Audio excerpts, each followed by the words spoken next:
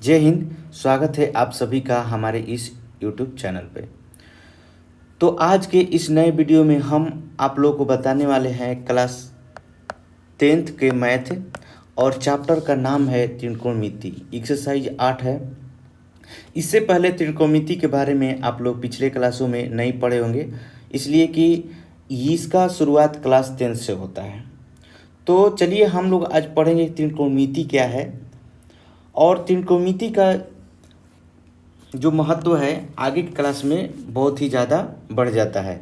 तो आगे के क्लासों में त्रिकोणमिति सबसे ज़्यादा पढ़ना है, तो यहाँ पर सबसे अच्छा से त्रिकोणमिति सीखने का हम लोग प्रयास करेंगे और हम आप लोगों को बहुत ही अच्छा से कैलकुलेशन इसका बताएंगे।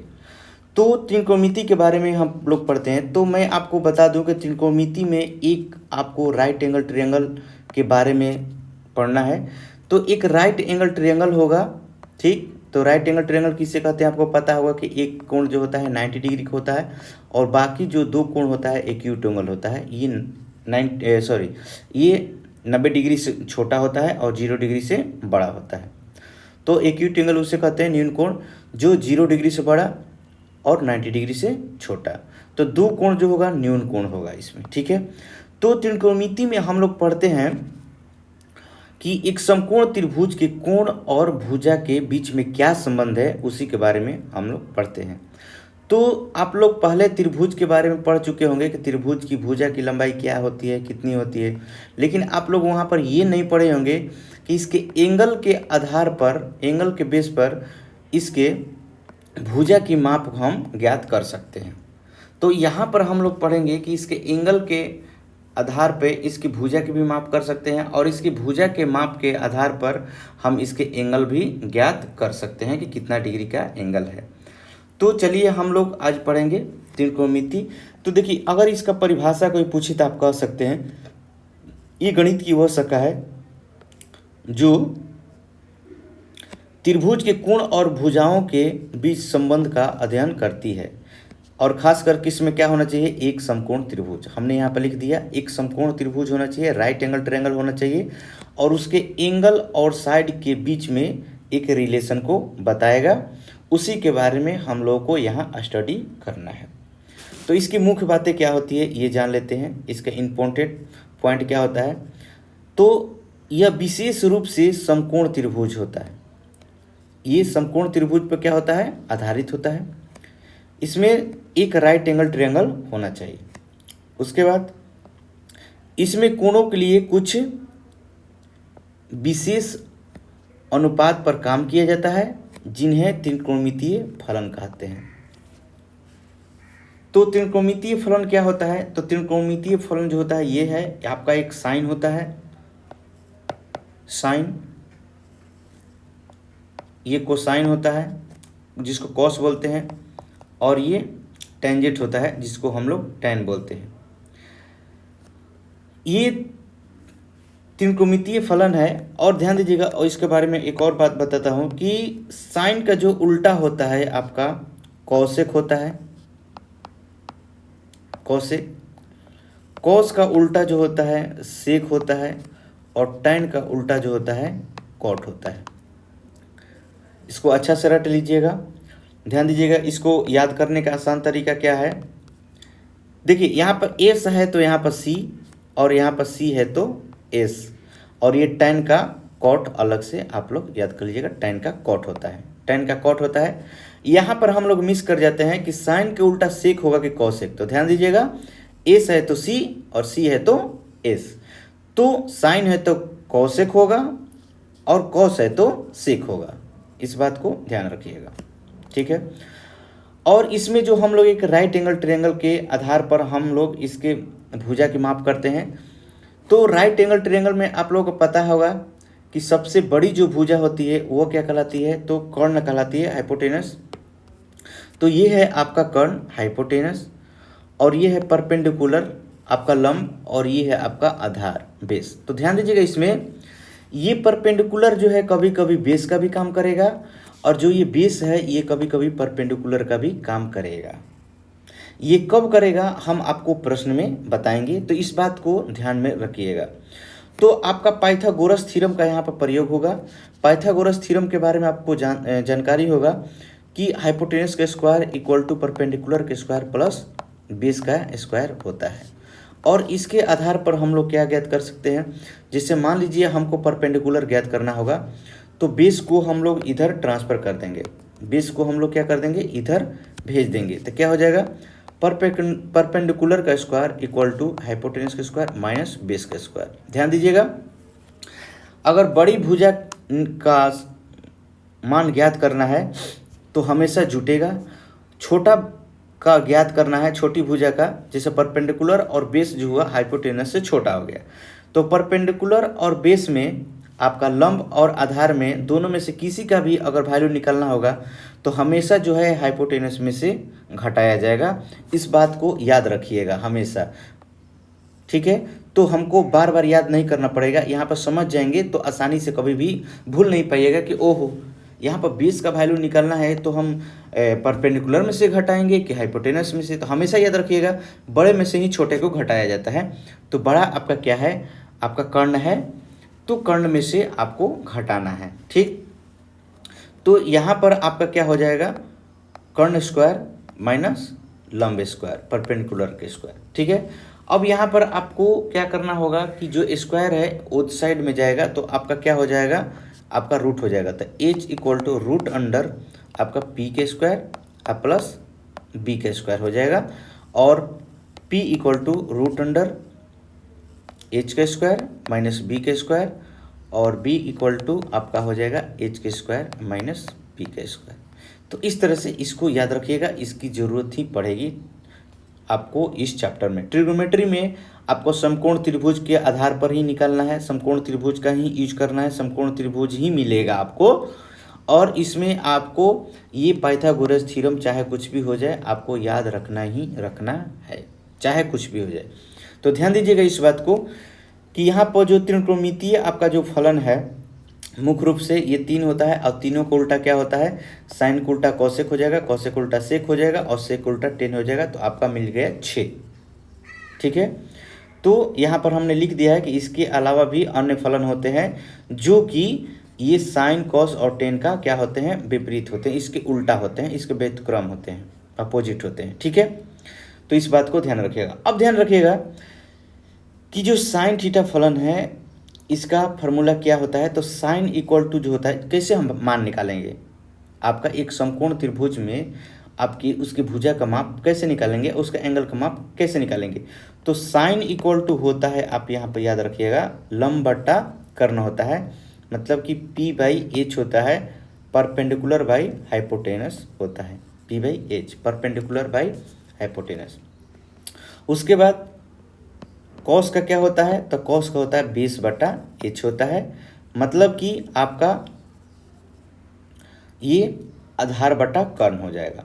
और tan का क्या होता है, तो tan का होता है p/b होता है। tan का p/, क्यों होता है, तो ध्यान रखिएगा, tan इक्वल टू होता है साइन बाई कॉस होता है, साइन बाई कॉस होता है। तो साइन का वैल्यू अगर हम ऊपर रखते हैं, साइन का वैल्यू ऊपर रखते हैं कितना, p/h, और नीचे रखते हैं b/h। तो ध्यान दीजिएगा यहाँ पर क्या होता है कि h जो है नीचे आ जाएगा और फिर यहाँ के h ऊपर जाएगा, तो h और h क्या होता है, कैंसिल हो जाता है, तो p/b बचता है। तो इसीलिए tan का होता है क्या, p/b। और जस्ट इसी का उल्टा क्या हो जाएगा आपका, तो कौशिक का उल्टा हो जाएगा h/p, जस्ट ये पलट जाता है। यहाँ पर ध्यान दीजिएगा इस बात को कि कौशिक का क्या हो जाएगा, तो साइन का उल्टा क्या हो जाएगा, h/p हो जाएगा, हाइपोटेनस बाई परपेंडिकुलर। सेक का क्या हो जाएगा, तो कॉस के उल्टा सेक हो जाएगा, मतलब कि h/b हो जाएगा, हाइपोटेनस बाई बेस हो जाएगा, और कॉट का हो जाएगा b/p, बेस बाई परपेंडिकुलर। तो इस बात को याद रखिएगा। तो अब हम बताएंगे कि आपको त्रिकोणमिति का उपयोग क्यों पड़ा। तो देखिए, ऊंचाइयों और दूरी को मापने के लिए, भौतिक में गति और तरंगों को अध्ययन के लिए, और इंजीनियरिंग और खगोल शास्त्रों में, और जीपीएस और कंप्यूटर ग्राफिक में इसका उपयोग होता है। तो इसलिए त्रिकोणमिति का आपका ज़रूरत पड़ा, ट्रिग्नोमेट्री का, ठीक है। अब देखिए ट्रिग्नोमेट्री में किस चीज़ का प्रयोग होता है, तो एक थीटा होता है। थीटा क्या कहलाता है, हम लोग लिखेंगे क्या लिखेंगे, तो साइन थीटा लिखेंगे, साइन थीटा, कॉस थीटा लिखेंगे, टैन थीटा लिखेंगे, कॉसेक थीटा लिखेंगे, सेक थीटा लिखेंगे और टैन थीटा लिखेंगे, टैन थीटा। ध्यान दीजिएगा, तो ये थीटा जो है एक ग्रीक अक्षर है, एक ग्रीक अक्षर है और ग्रीक में ही ट्रिग्नोमेट्री का भी आविष्कार हुआ था, वहाँ पर ही 140 ईसा पूर्व में। तो जिसका उपयोग जो है गणित और भौतिक में आमतौर पर कोण को दर्शाने के लिए किया जाता है। तो थीटा का प्रयोग किस लिए किया जाता है, तो कोण को दर्शाने के लिए। जैसे हम यहाँ पर लिखते हैं साइन 30 डिग्री, तो यहाँ पर जो हमने लिखा है, क्या लिखा है, थीटा, साइन थीटा। इसका मतलब कि थीटा का वैल्यू क्या है, तो 30 डिग्री है। थीटा का वैल्यू क्या है, 30 डिग्री। कॉस थीटा, तो मान लीजिए हम लिख दिए कॉस 60 डिग्री, तो यहाँ पर कहेंगे कि थीटा का वैल्यू क्या है, 60 डिग्री है। थीटा का वैल्यू क्या है, 60 डिग्री। यहाँ पर साइन गुना थीटा नहीं मानते हैं इसको, साइन थीटा ये एंगल को केवल दर्शाता है, ऐसा नहीं कि साइन में थीटा से ऐसे गुना हुआ, नहीं, ये इसका मान होता है।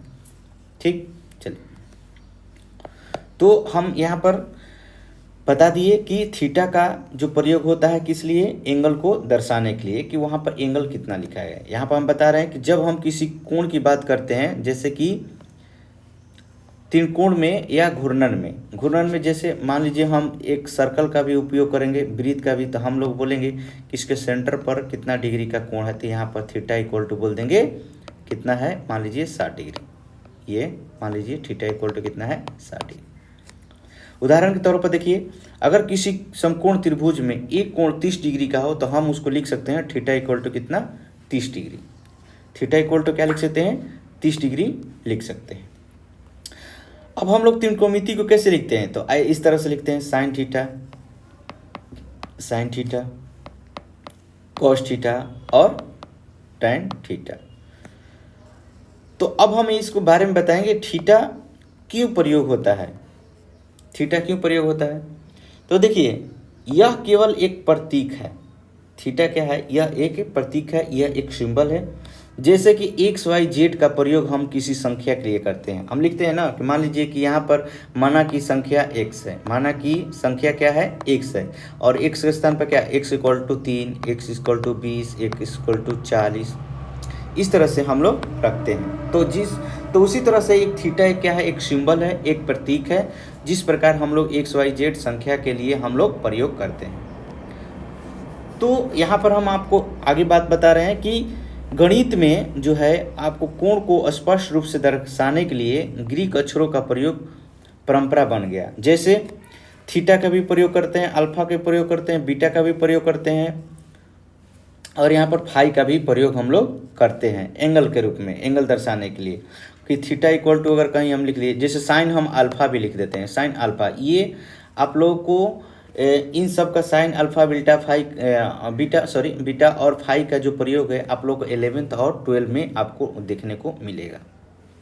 तो जो ट्रिग्नोमेट्री है आपको सबसे ज़्यादा पढ़ने को मिलेगा आपको इसके बाद के क्लासों में। जैसे आप जैसे 11th क्लास में जाइएगा वहाँ पर ट्रिग्नोमेट्री सबसे ज़्यादा पढ़ने को मिलेगा, 12 में जाइएगा तो वहाँ पर कैलकुलस में सबसे ज़्यादा इसका प्रयोग मिलेगा। तो इसका महत्व सबसे ज़्यादा है और आपको बहुत ही अच्छा से यहाँ पर सीखना होगा। इसमें फार्मूला सबसे ज़्यादा याद रखना है। फार्मूला जैसे ही याद हुआ आपको कैलकुलेशन करना आपको सीख जाएंगे। ठीक है, फार्मूला याद रहना चाहिए कि कहाँ पर किसका फार्मूला यूज करना है, ऑटोमेटिक आगे आपका बनना स्टार्ट हो जाता है। तो ध्यान दीजिएगा, हम बता रहे थे आपको थीटा के बारे में। तो थीटा एक क्या है, एक सिंबल है जिसका प्रयोग हम लोग एंगल को दर्शाने के लिए हम करते हैं। ठीक है, चलो आगे हम पढ़ते हैं। तो यहाँ पर एक बात को ध्यान रखिएगा, तो हम साइन थीटा लिखते हैं तो साइन थीटा का जो फार्मूला हो जाएगा आपका P/H हो जाएगा, मतलब परपेंडिकुलर बाय हाइपोटेनस, मतलब लंब बटा आपका कर्ण हो जाएगा। इस बात को ध्यान रखिएगा। और इसी का जो उल्टा होता है कॉसेक होता है, कॉसेक होता है, कॉसेक थीटा इक्वल टू हो जाएगा H/P। इस फार्मूले को याद रखिएगा कि साइन का उल्टा होता है कॉसेक, साइन का उल्टा कॉसेक होता है, और कॉस का उल्टा जो होता है आपका सेक होता है, और इसका होता है बी बाई एच, मतलब कि आधार बाई कर्ण, बेस बाई हाइपोटेनस, आधार बाई कर्ण होता है, और इसका उल्टा होता है सेक। तो हमने अभी बताया कि साइन है तो एस और एस है तो सी, याद रखने का तरीका है, आप अच्छा से याद रखिएगा, भूलिएगा नहीं। और टैन थीटा जो होता है आपका हो जाता है पी बाई बी, मतलब कि लंब बट्टा आधार, लंब बट्टा आधार, आधार हो जाएगा। और इसका जो होता है उल्टा होता है कॉट, इक्वल टू क्या होता है बी बाई पी। ध्यान दीजिएगा, अगर कॉसेक रहेगा तो इसका उल्टा साइन हो जाएगा, और सेक रहेगा तो उसका उल्टा क्या हो जाएगा कॉस हो जाएगा। ठीक, तो ये एक दूसरे के क्या होते हैं विपरीत होते हैं, एक दूसरे के उल्टा होते हैं, एक दूसरे के व्युत्क्रम होते हैं। तो टैन थीटा का जो है आपका पी बाई बी कैसे आया, तो टैन थीटा आप लिख सकते हैं tan theta equal to sine theta by cos theta, इसका फॉर्मूला याद रखिएगा, sine theta by cos theta होता है, और साइन थीटा का होता है पी बाई एच, और इसका होता है बी बाई एच। तो ध्यान दीजिएगा, हम इसका कैलकुलेशन करेंगे तो कैसे करेंगे, तो यहाँ पर आपका डबल जो है फ्रैक्शन जब मिलता है तो इसको क्या करते हैं कि सबसे नीचे वाला जो है ऊपर चला जाता है, और इसका ऊपर वाला का सबसे नीचे नीचे चला आता है, तो क्या हो जाता है बी मल्टीप्लाई एच हो जाएगा, और यहाँ पर क्या हो जाएगा बी मल्टीप्लाई एच, तो एच एच कैंसिल हो गया, क्या बचेगा पी बाई बी। तो इस तरह से आपका टैन थीटा का पी बाई बी आता है, ये याद रखिएगा। ये समझिए कि आपको याद रखना है शुरुआत का, जैसे आप लोग जब पढ़ते हैं अलजबरा में, तो अलजबरा का शुरुआती फार्मूला जो आपको मिलेगा ए प्लस बी का whole square equal to A square plus B square plus 2ab, शुरुआत का, शुरू का, ये पहला आपका फार्मूला मिल गया, अलजबरा का बीजगणित का आपका मिल गया। उसी तरह से ट्रिग्नोमेट्री का आपका पहला आपको फार्मूला याद रखना होगा, यहाँ पर त्रिकोणमितीय फलन याद रखना होगा आपको, sign theta cos theta tan theta, और इसका उल्टा होता है कॉसेक थीटा, साइन का उल्टा कॉसेक, सेक का उल्टा कॉस का उल्टा सेक, और टेन का उल्टा कॉट, आपको याद रखना होगा। जैसे इसको याद रखेंगे इसके बाद इसके आधार पर आगे का मिलेगा। तो पहला आपको सीढ़ी जो है यहाँ से चढ़ना स्टार्ट करना है, और थीटा के बारे में बता दिए। अब एक बात को, ये एक और चीज़ हम आपको बताना चाहेंगे कि थीटा के स्थान पर कभी कभी लिखा रहेगा साइन ए, लिखा रहेगा साइन बी, तो इसका मतलब ये नहीं होता है कि साइन मल्टीप्लाई ए, ठीक है, ये ए जो है एंगल को दर्शा रहा है, थीटा के स्थान पर हमने ए लिखा है, तो इसका मतलब कि ए भी है जो एंगल को दर्शा रहा है। कैसे, देखिए यहाँ पर समझिएगा, जैसे ये आपका राइट एंगल ट्रायंगल हो गया, right angle triangle A B C, जिसमें एंगल बी है 90 डिग्री का, तो यहाँ पर जो है बी नहीं रहेगा, सी हो जाएगा। हम कभी भी यहाँ पर 90 डिग्री के रिस्पेक्ट में एंगल नहीं निकालेंगे, हम हमेशा जो है भुजा के माप नहीं निकालेंगे, हम हमेशा जो है इक्यूट एंगल के रिस्पेक्ट में ही आपको भुजा की माप करेंगे, हमेशा न्यून कोण के रिस्पेक्ट में, न्यून कोण के सापेक्ष हम लोग यहाँ पर काम करेंगे, यहाँ पर राइट एंगल नहीं लेंगे, राइट एंगल ट्रायंगल होगा आपको, ठीक है।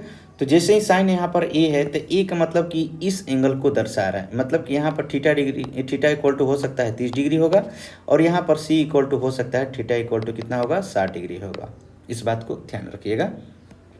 तो यहाँ पर हम लिख सकते हैं tan सी कॉट बी, ऐसा लिख सकते हैं, ठीक है। तो यहाँ पर लिखा रहेगा, तो आपको ये समझना है कि बी जो है ये ट्रायंगल में एंगल को डिनोट कर रहा है, बी कोण बी को बता रहा है, तो कोण बी होगा। जैसे मान लीजिए यहाँ पर कोण बी कैसे, तो ए यहाँ पर सी यहाँ पर बी, तो मान लीजिए यहाँ पर सी जो है आपका समकोण हो गया, ठीक। तो यहाँ पर बी क्या है, एक न्यून कोण है, एक्यूट एंगल है। हमेशा ध्यान रखिएगा, ट्रिग्नोमेट्री में जो है आपको हमेशा न्यून कोण के सापेक्ष ही भुजा की माप ज्ञात करना है, ठीक। चलो आगे हम बताते हैं इसके बाद। अब आपका एक रेडियन आएगा, रेडियन, रेडियन क्या होता है इसके बारे में समझ लीजिए। तो कोण को मापने की एक इकाई है, कोण जो है आपका, कोण तो यहाँ पर हमने बता दिया कि थीटा क्या है, एक सिंबल है, एक प्रतीक है, कोण को बताता है कि कितना डिग्री के कोण है, लेकिन हम कोण को मापते किस में है, तो रेडियन में मापते हैं, क्या है, रेडियन में। तो कोण को मापने की एक इकाई है, जैसे लंबाई को हम लोग क्या मापते हैं, मीटर में मापते हैं, किलोमीटर में मापते हैं, कितना किलोमीटर का है ये डिस्टेंस है, ठीक है। कि हम लोग भार को मापते हैं किस में, केजी में मापते हैं। तो उसी तरह से यहाँ पर जो है कोण की माप जो होता है रेडियन में होता है। कोण की माप क्या होता है, रेडियन में होता है, रेडियन में हम लोग मापते हैं, ठीक है। तो जो मुख्य रूप से गणित और भौतिक में इसका प्रयोग होता है, भौतिक आपको फिजिक्स में मिलेगा इसके बारे में पढ़ने को। तो रेडियन की परिभाषा अगर लिखना चाहे तो आप क्या लिखेंगे, तो लिखेंगे कि एक रेडियन वह कोण होता है जो वृत्त की त्रिज्या की बराबर लंबाई का चाप उस कोण के सामने बनता है। जैसे देखिए ये है आपका एक सर्कल, वृत्त हो गया, और इसमें ये बराबर त्रिज्या हो गया, बराबर क्या हो गया, एक त्रिज्या हो गया, यहाँ पर ये रेडियस हो गया, ये एक सेंटर ओ है। तो बराबर त्रिज्या हो गया और ये हो गया इसका आर्क, चाप हो गया, चाप, और ये हो गया आपका रेडियस। तो यहाँ पे यही बोला है ना कि जब वृत्त की त्रिज्या के बराबर लंबाई, तो त्रिज्या हमेशा बराबर होता है सभी जगह एक वृत्त में, लंबाई का चाप, ये चाप होता है, ये है इसका चाप, उस कोण के सामने बनता है। तो इस चाप जो है इस कोण के सामने बना है, ये थीटा डिग्री है, थीटा है, यहाँ पर कितना डिग्री का है, तो इसी के सामने क्या बना है, ये एक चाप बना है, इसका चाप बना है। तो रेडियन, एक रेडियन यही कहलाता है। तो ये आपका जो कोण के सामने जो बना है चाप, यही इसकी माप है एक रेडियन। सरल शब्दों में आप कहें तो क्या कहेंगे, आप एक वृत्त ले और उसकी परिधि पर त्रिज्या के बराबर लंबाई का एक हिस्सा काटे। तो एक हिस्सा हमने काट लिया, यहाँ पर जो है आपका ये हमने एक हिस्सा काट लिया। जैसे ये आपका त्रिज्या बराबर त्रिज्या का यहाँ पर चाप है, तो हमने यहाँ पर इस तरह से काट लिया, ये चाप काट लिए। तो उस चाप के दोनों सिरों को केंद्र से जोड़ने पर, तो देखिए ये दोनों सिरा जो है, ये दोनों सिरा यहाँ से यहाँ तक है, ये सर्कल हो गया, एक चाप यहाँ से यहाँ तक लिया, और ये सेंटर है, इन सेंटर से मिला दिया। तो जो कोण बनेगा वह एक रेडियन कहलाएगा। तो यहाँ पर जो थीटा बना है, जो कोण बना है, वो एक रेडियन कहलाएगा, एक रेडियन कहलाएगा। तो ध्यान दीजिएगा,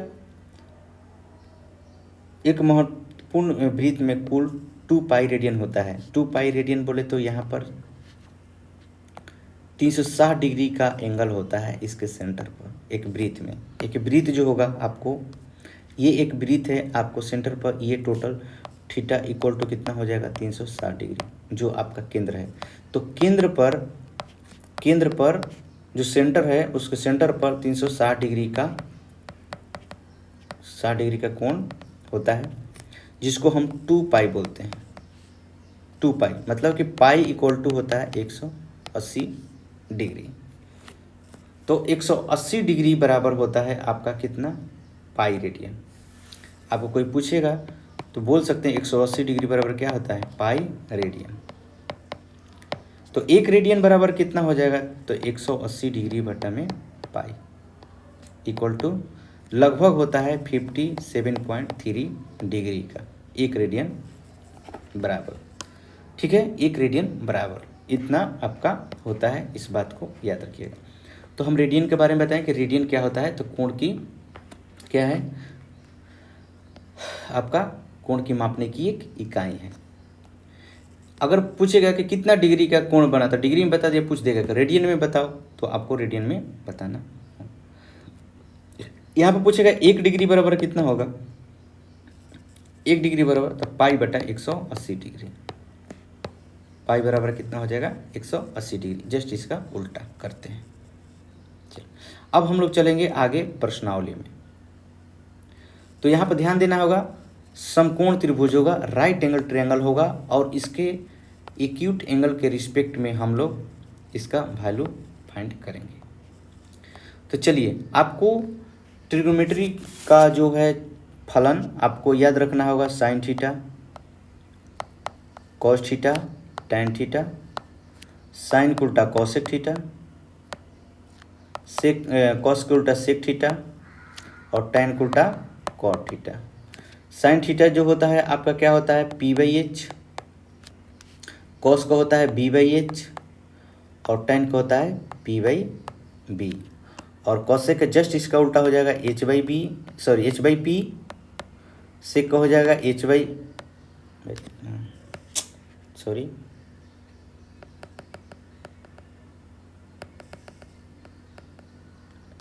यहाँ पर कॉसेक थीटा का हो जाएगा आपका H/P, सेक थीटा का हो जाएगा आपका H/B और कॉट थीटा का हो जाएगा आपका B/P। तो H मतलब हाइपोटेनस आपको याद रखना होगा, ये कर्ण हो जाएगा, ये आपका लंब हो जाएगा और ये इसका आपका आधार हो जाएगा। अब यहाँ पर कभी कभी जो परपेंडिकुलर है बेस का भी काम करेगा और बेस जो है आपका परपेंडिकुलर का भी काम करेगा। अब हम लोग पढ़ेंगे तो इसमें हम बताएंगे कब कब ये कैसे काम करेगा। तो ध्यान दीजिएगा, आपका ये होगा A, B और C। तो अब हम यहाँ पर आपको बताएंगे कि साइन थीटा जो होता है एक समकोण त्रिभुज में आपका यहाँ पर साइन A है, मतलब कि यहाँ पर एंगल जो को दर्शा रहा है A। तो सबसे पहले हम बनाते हैं आपको एक राइट एंगल ट्रायंगल। यहाँ पर बोल रहा है in a triangle ABC right angle triangle at B। तो यहाँ पर बोल दिया कि आपका जो है एक ट्रायंगल है, राइट एंगल ट्रायंगल है और यहाँ पर B जो है आपका समकोण है। B जो है आपका क्या है समकोण है। ध्यान दीजिएगा, इसमें बोलेगा कि इसमें कौन समकोण है, तो B है। तो राइट एंगल कहाँ पर है, तो B पर है, तो B को ही मानेंगे और बाकी जो हो जाएगा आपका A हो जाएगा और क्या हो जाएगा C हो जाएगा। तो बाकी ये क्या हो जाएगा एक्यूट एंगल हो जाएगा, न्यून कोण, यहाँ पर भी हो जाएगा न्यून कोण। A और C क्या हो गया आपका न्यून कोण होगा। देखिए A और C न्यून कोण हो गया तो इसके B के बारे में यहाँ पर नहीं पूछा होगा। देखिए पहला में साइन A पूछा है, दूसरा में क्या बोलता है साइन C के बारे में और कॉस A और कॉस C के बारे में B नहीं पूछेगा। यहाँ पर 90 डिग्री के बारे में 90 डिग्री के रिस्पेक्ट में इसके भुजा के माप नहीं निकालना, एक्यूट एंगल के रिस्पेक्ट में निकालना। अब देखिए हम लोग यहाँ बनाएंगे कैसे।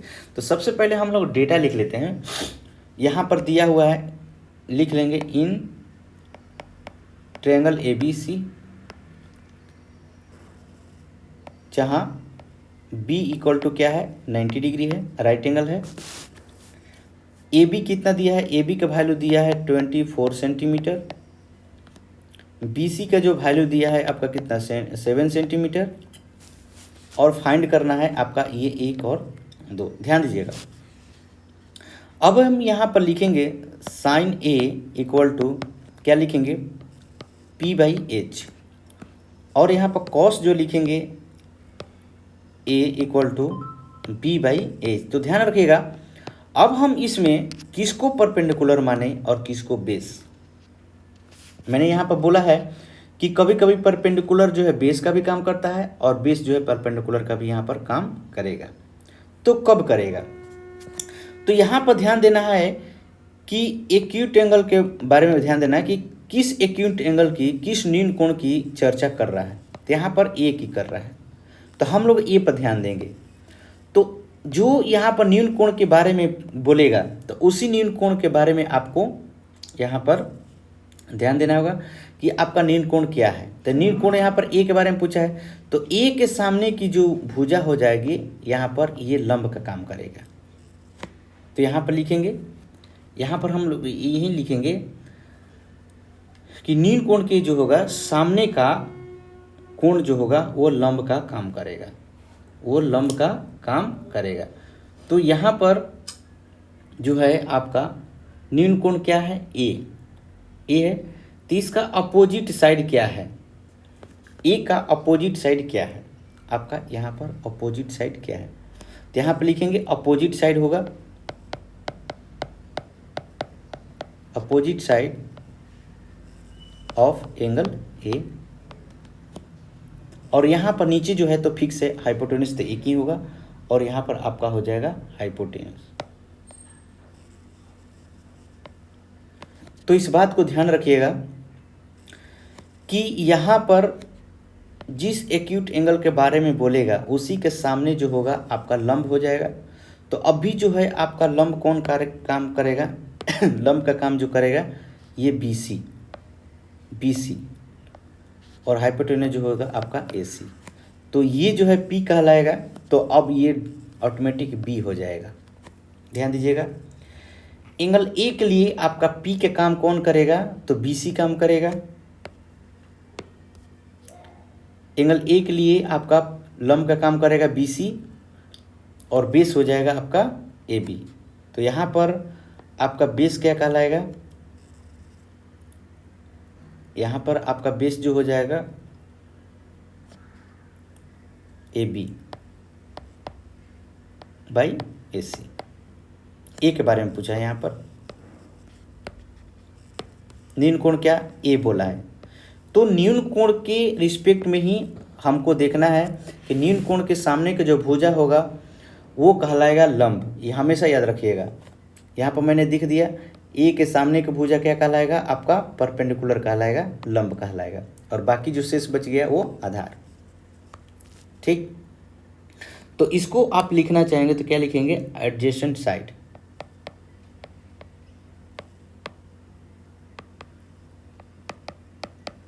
साइड ऑफ एंगल ए, और बटे में क्या हो जाएगा आपका AC।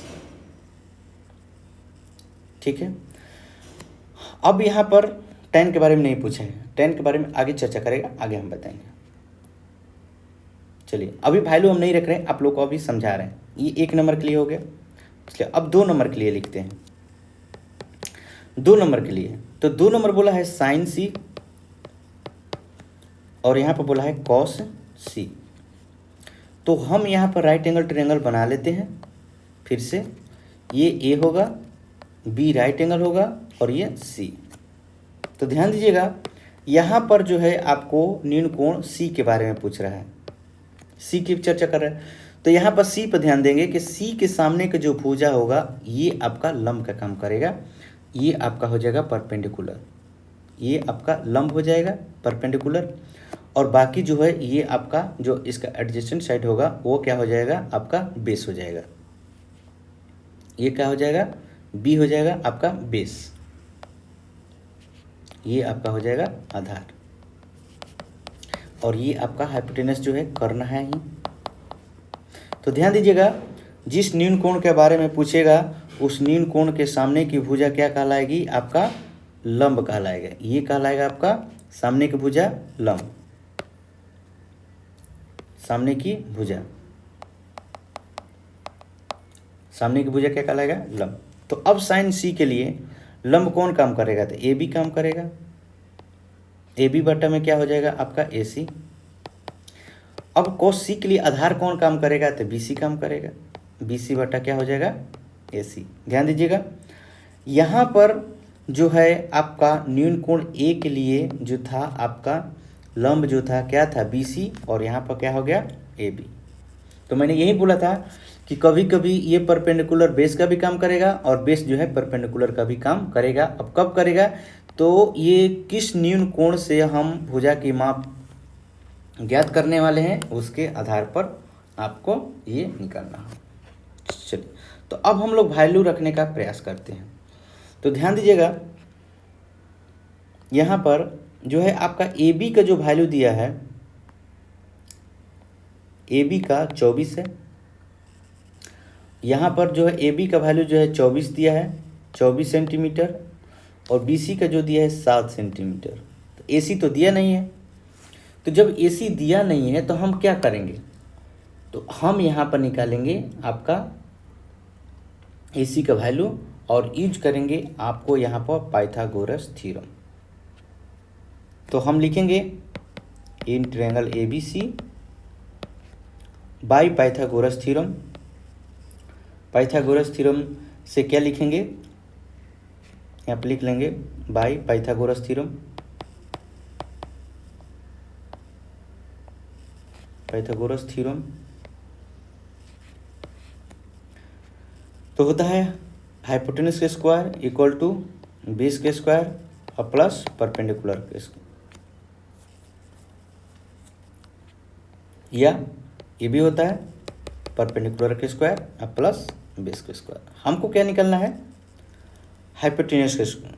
तो हाइपोटेन्यूस इक्वल टू हो जाएगा root under P square plus B square. Value रख दीजिए 24 का स्क्वायर और प्लस 7 का स्क्वायर। 24 का स्क्वायर कीजिएगा तो कितना होगा 576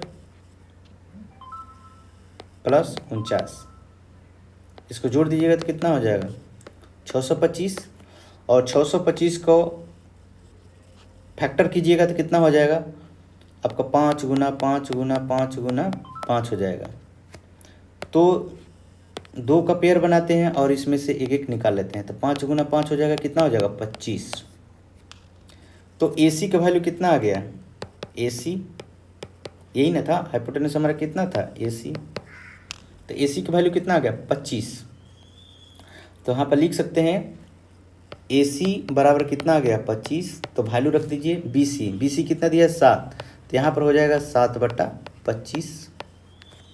इसका कितना वैल्यू हो जाएगा तो AB, तो कितना AB है 24 बटा कितना हो जाएगा 25।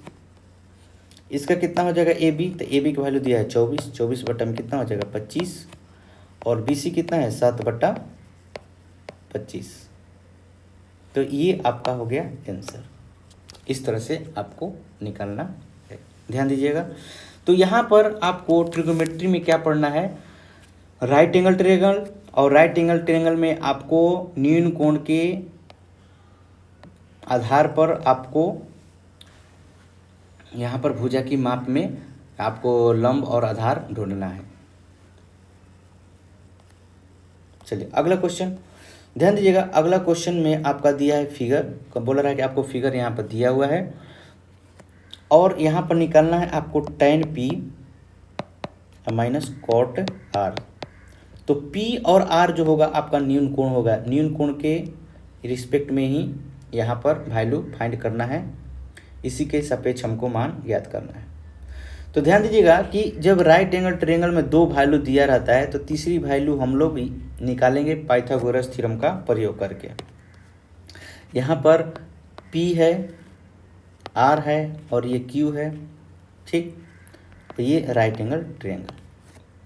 तो यहाँ पर किसका वैल्यू नहीं दिया है, तो QR का वैल्यू नहीं दिया है, तो लिखेंगे इन ट्रायंगल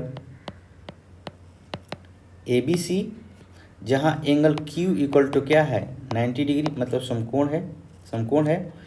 यहाँ पर क्या दिया है आपका PQ इक्वल टू कितना दिया 12 सेंटीमीटर, PR इक्वल टू कितना दिया है 13 centimetre.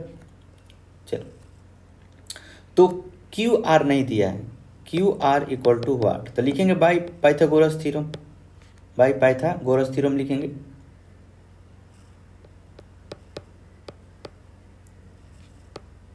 Theorem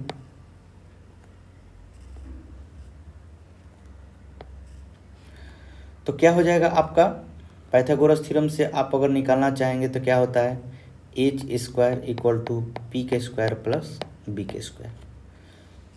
h equal to होता है p square plus b square. लेकिन यहाँ पर ध्यान देना है कि आपका हाइपोटेन्यूस का वैल्यू तो दिया हुआ है, आपका क्या निकालना है बेस का निकालना है। तो आपको बेस इक्वल टू हो जाएगा root under h square minus p square. हमेशा जो है आपको बेस और परपेंडिकुलर ज्ञात करना होगा, तो हाइपोटेन्यूस में से क्या कर देंगे घटा देंगे। आपको याद करने का ये एक तरीका है कि मतलब कभी नहीं भूलेंगे। तो आप कभी नहीं भूलने का क्या याद रखना है कि अगर हम बेस और परपेंडिकुलर का वैल्यू ज्ञात करना होगा तो हमेशा जो है हाइपोटेन्यूस में से घटाएंगे, कर्ण में से घटा देंगे। तो यहाँ पर अब क्या करना होगा, तो बेस तो ज्ञात करना है, तो रूट अंडर क्या लिखेंगे 13 का स्क्वायर माइनस 12 का स्क्वायर, कितना हो जाएगा 13 का 169 होता है और इसका 144 होता है। तो क्या हो जाएगा आपका 13 माइनस 12 इक्वल टू कितना होता है 5। ठीक है, तो 5 आपका वैल्यू आया किसका बेस का। ये आपका जो है क्यू आर इक्वल टू कितना आ गया 5, QR कितना आ गया 5 आ गया। तो अब आपको क्या फाइंड करना है यहाँ पर tan P minus cot R। तो tan थीटा बराबर क्या होता है? tan थीटा बराबर होता है आपका लंब बटा आधार, और cot थीटा होता है जस्ट इसका उल्टा, आधार बटा कर्ण, सॉरी आधार बटा लंब। तो यहाँ पर tan p जो होगा p, तो आपको p पर ध्यान देना होगा। p 90 डिग्री यहाँ पर है, सॉरी p जो है न्यून कोण यहाँ पर है। जब न्यून कोण ये p है तो इसके सामने की भुजा क्या होगा? लंब होगा। p के बारे में पूछ रहे हैं ना, तो यहाँ पर जो p बोल दिया तो p के सामने की भुजा क्या हो जाएगा? लंब हो जाएगा। ये हो गया आपका p।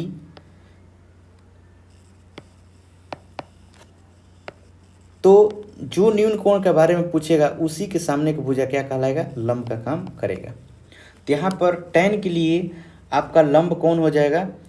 तो आपका लंब जो हो जाएगा आपका QR हो जाएगा। तो यहाँ पर लिखेंगे आपका, ये तो P/B होगा ही, और यहाँ सॉरी यहाँ पर B/P तो होगा ही, लेकिन यहाँ पर P के काम कौन करेगा? तो P के काम करेगा QR, लंब का काम करेगा। तो बेस कौन हो जाएगा? तो बेस आपका हो जाएगा PQ। ये आपका अगर परपेंडिकुलर हो गया, ये आपका P हो गया, तो ये आपका B के काम करेगा। फिर से अब ध्यान दीजिएगा, इसमें दूसरा ट्रायंगल हम इसी को बना रहे हैं, समकोण त्रिभुज। अब जब यहाँ पर tan जो है R की चर्चा कर रहा है, तो R यहाँ पर न्यून कोण है, तो इसके लिए आपका लंब जो हो जाएगा अब ये हो जाएगा, ये परपेंडिकुलर हो जाएगा, और बेस आपका ये हो जाएगा। तो यहाँ पर लंब कौन हो जाएगा? आपका PQ हो जाएगा। तो लंब जो हो जाएगा यहाँ पर PQ, तो इसका लंब क्या होता है? नीचे, तो यहाँ पर लिखेंगे PQ, और आधार का काम कौन करेगा? QR, तो QR यहाँ पर लिखेंगे। ठीक हो गया। अब हम यहाँ पर वैल्यू लिखते हैं। वैल्यू क्या? QR का वैल्यू कितना निकाले थे? 5। PQ का वैल्यू कितना है? 12। यहाँ पर QR का वैल्यू कितना? 5, सॉरी माइनस होगा बीच में, माइनस, ये भी 5 बटा कितना हो गया? 12। तो ये अगर यहाँ पर एलसीएम लेना चाहेंगे तो क्या लेंगे? 12, 5 माइनस 5 हो जाएगा, तो ऊपर कितना आ गया? 0, 0 बटा में कितना हो गया? 12 इक्वल टू कितना? 0। इसका आंसर क्या आएगा? 0। तो यहाँ पर हम आप लोग को यही समझाना चाह रहे हैं कि समकोण त्रिभुज में आपको ये ध्यान देना है कि किस न्यून कोण की बारे में यहाँ पर पूछ रहा है। तो उसी पर ध्यान देना है कि जिस न्यून कोण के बारे में आपको पूछ रहा है उसके सामने के भुजा जो होगा आपका लंब का काम करेगा। ये लंब हो जाएगा, लंब का काम करेगा, बाकी जो हो जाएगा ये आधार हो जाएगा। और यहाँ पर आपको यही बात ध्यान रखना होगा कि इसके लिए आपका ये लंब हो जाएगा और ये आधार हो जाएगा। अगर ये समझ गए इस बात को तो आपका मैथ आसानी से बन जाएगा। इसमें कुछ नहीं है, सबसे आसान आपको लगेगा ट्रिग्नोमेट्री बनाने में। तो केवल आपको ध्यान देना होगा कि हम लंब किसको माने, आधार किसको माने। ये समझ गए, आपका मैथ बन गया। चलिए आगे, तीसरा नंबर में कह रहा है कि यदि साइन थीटा, मतलब थीटा की जगह पर ए दिया है और यहाँ पर ट्रायंगल की चर्चा नहीं कर रहा है, यहाँ पर ट्रायंगल बनाने की चर्चा नहीं कर रहा है, तो इसका मतलब समझ जाना है कि ट्रायंगल के बारे में यहाँ पर नहीं कर रहा है, तो केवल और केवल एक्यूट एंगल ए के रिस्पेक्ट में ही सभी वैल्यू निकालने के लिए बोलेगा। इस बात को ध्यान रखिएगा। अगर केवल इतना बोल दिया कि साइन ए इक्वल टू 3/4 है और यहाँ पर ये नहीं कर रहा है कि ट्रायंगल कैसा है, ABC है या APQ है, ऐसे भी हो सकता है। मान लीजिए यहाँ पर A लिख दिए, यहाँ पर P लिख दिए, यहाँ पर Q लिख दिए, ये सब यहाँ पर नहीं बोला है। और यहाँ पर ये भी नहीं बोला है कि अगर ABC अगर ट्रायंगल है तो यहाँ पर B 90 डिग्री है कि C 90 डिग्री है, ये भी नहीं बोला है। तो अगर ऐसा केस अगर मिले तो आपको समझ जाना है कि यहाँ पर जो थीटा आपका जो है A है वो A के ही रिस्पेक्ट में सब में पूछेगा। 6 जो आपका होता है ट्रिग्नोमेट्री, जो शेष जो फलन है आपका शेष जो है cos theta, tan theta, sec theta, cosec theta, cot theta, सब में आपको एक ही चर्चा करेगा। जब तक यहाँ पर ये ना बता दे कि आपका एक राइट एंगल ABC जो ट्रायंगल है जिसमें B 90 डिग्री होगा या C 90 डिग्री होगा, समझ गए? तो आपको सब में ए के बारे में ही पूछेगा। ठीक, चलिए ए के रिस्पेक्ट में ही वैल्यू निकालना। तो ऐसा अगर केस दे दे, ट्रायंगल की चर्चा नहीं करे, तो डायरेक्ट आपको ये समझना है कि ऊपर वाला जो है आपका ये लंब है, नीचे वाला ये क्या है, कर्ण है। क्योंकि साइन थीटा का फॉर्मूला क्या होता है आपका, लंब बट्टा कर्ण, लंब बट्टा कर्ण। ठीक, अगर यहाँ पर यही दे देगा कि टैन थीटा इक्वल टू कह देगा, टैन थीटा इक्वल टू 3/, यहाँ पर 5 कह दे, 3/5 कह दे, 3/5 कह दे आपको, तो यहाँ पर समझ जाना कि ये जो है P है और नीचे वाला क्या है, B है। मतलब कि आपका लंब का जो वैल्यू है, आपका लंब का जो वैल्यू है आपका 3 है और आधार का जो वैल्यू है आपका 5 है। इस बात को हमेशा ध्यान रखिएगा।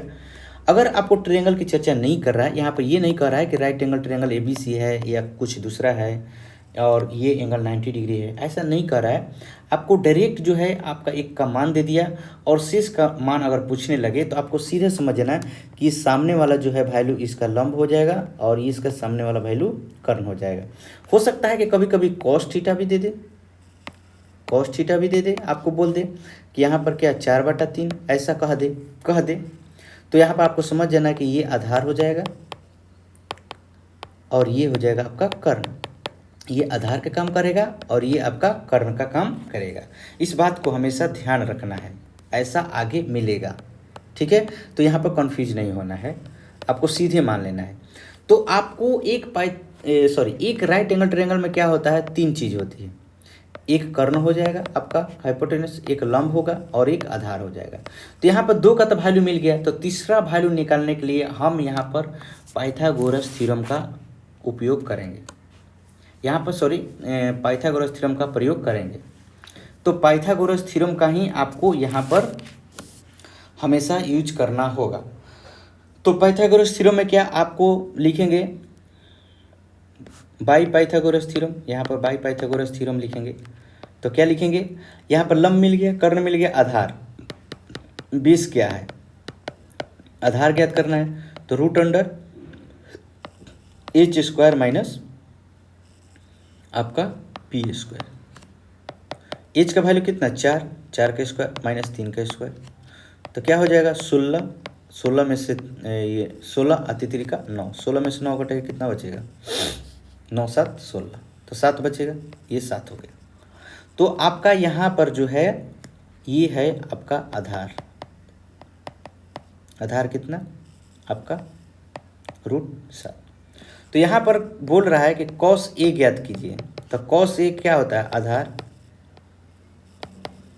बट्टा में क्या होता है, कर्ण, मतलब कि बेस बाई हाइपोटेनस। तो बेस आपका कितना मिल गया, √7, कर्ण कितना है 4, तो कर्ण कितना है 4 है। ध्यान दीजिएगा आप इस बात को ये जो है आपका आधार निकल गया।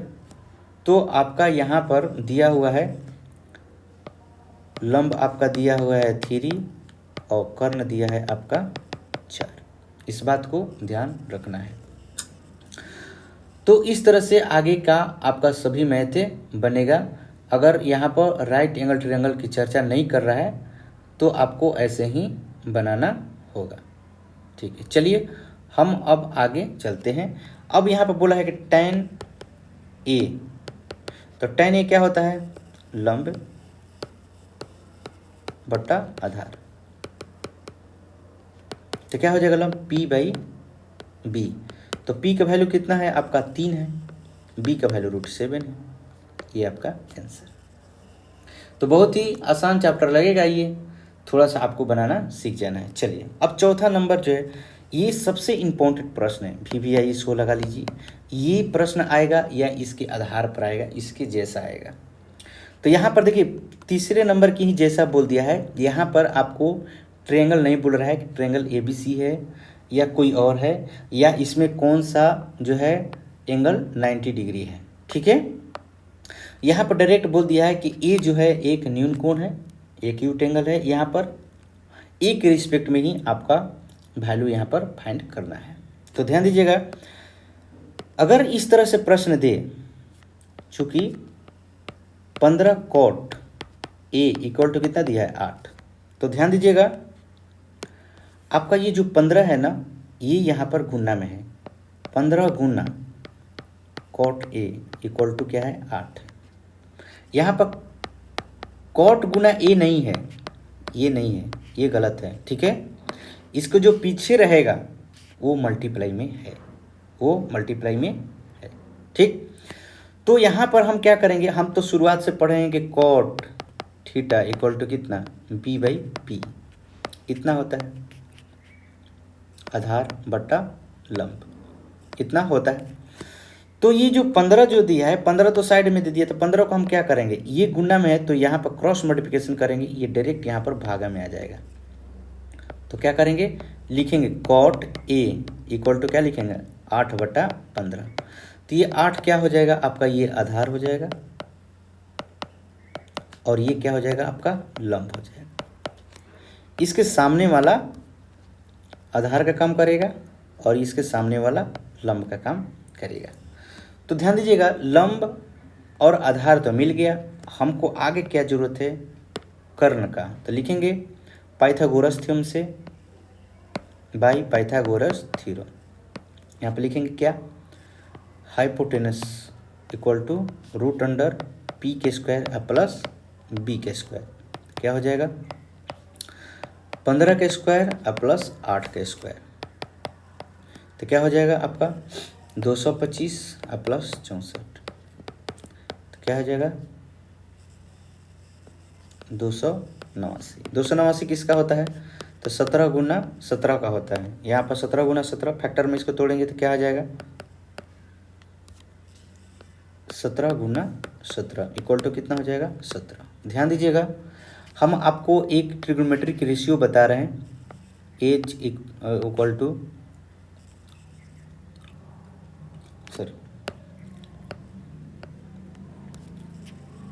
एच पी और बी के बारे में। अगर 5 हाइपोटेनस है और परपेंडिकुलर 4 है तो बेस 3 हो जाएगा, 3 4 5, ये इसका रेशियो है, ठीक है।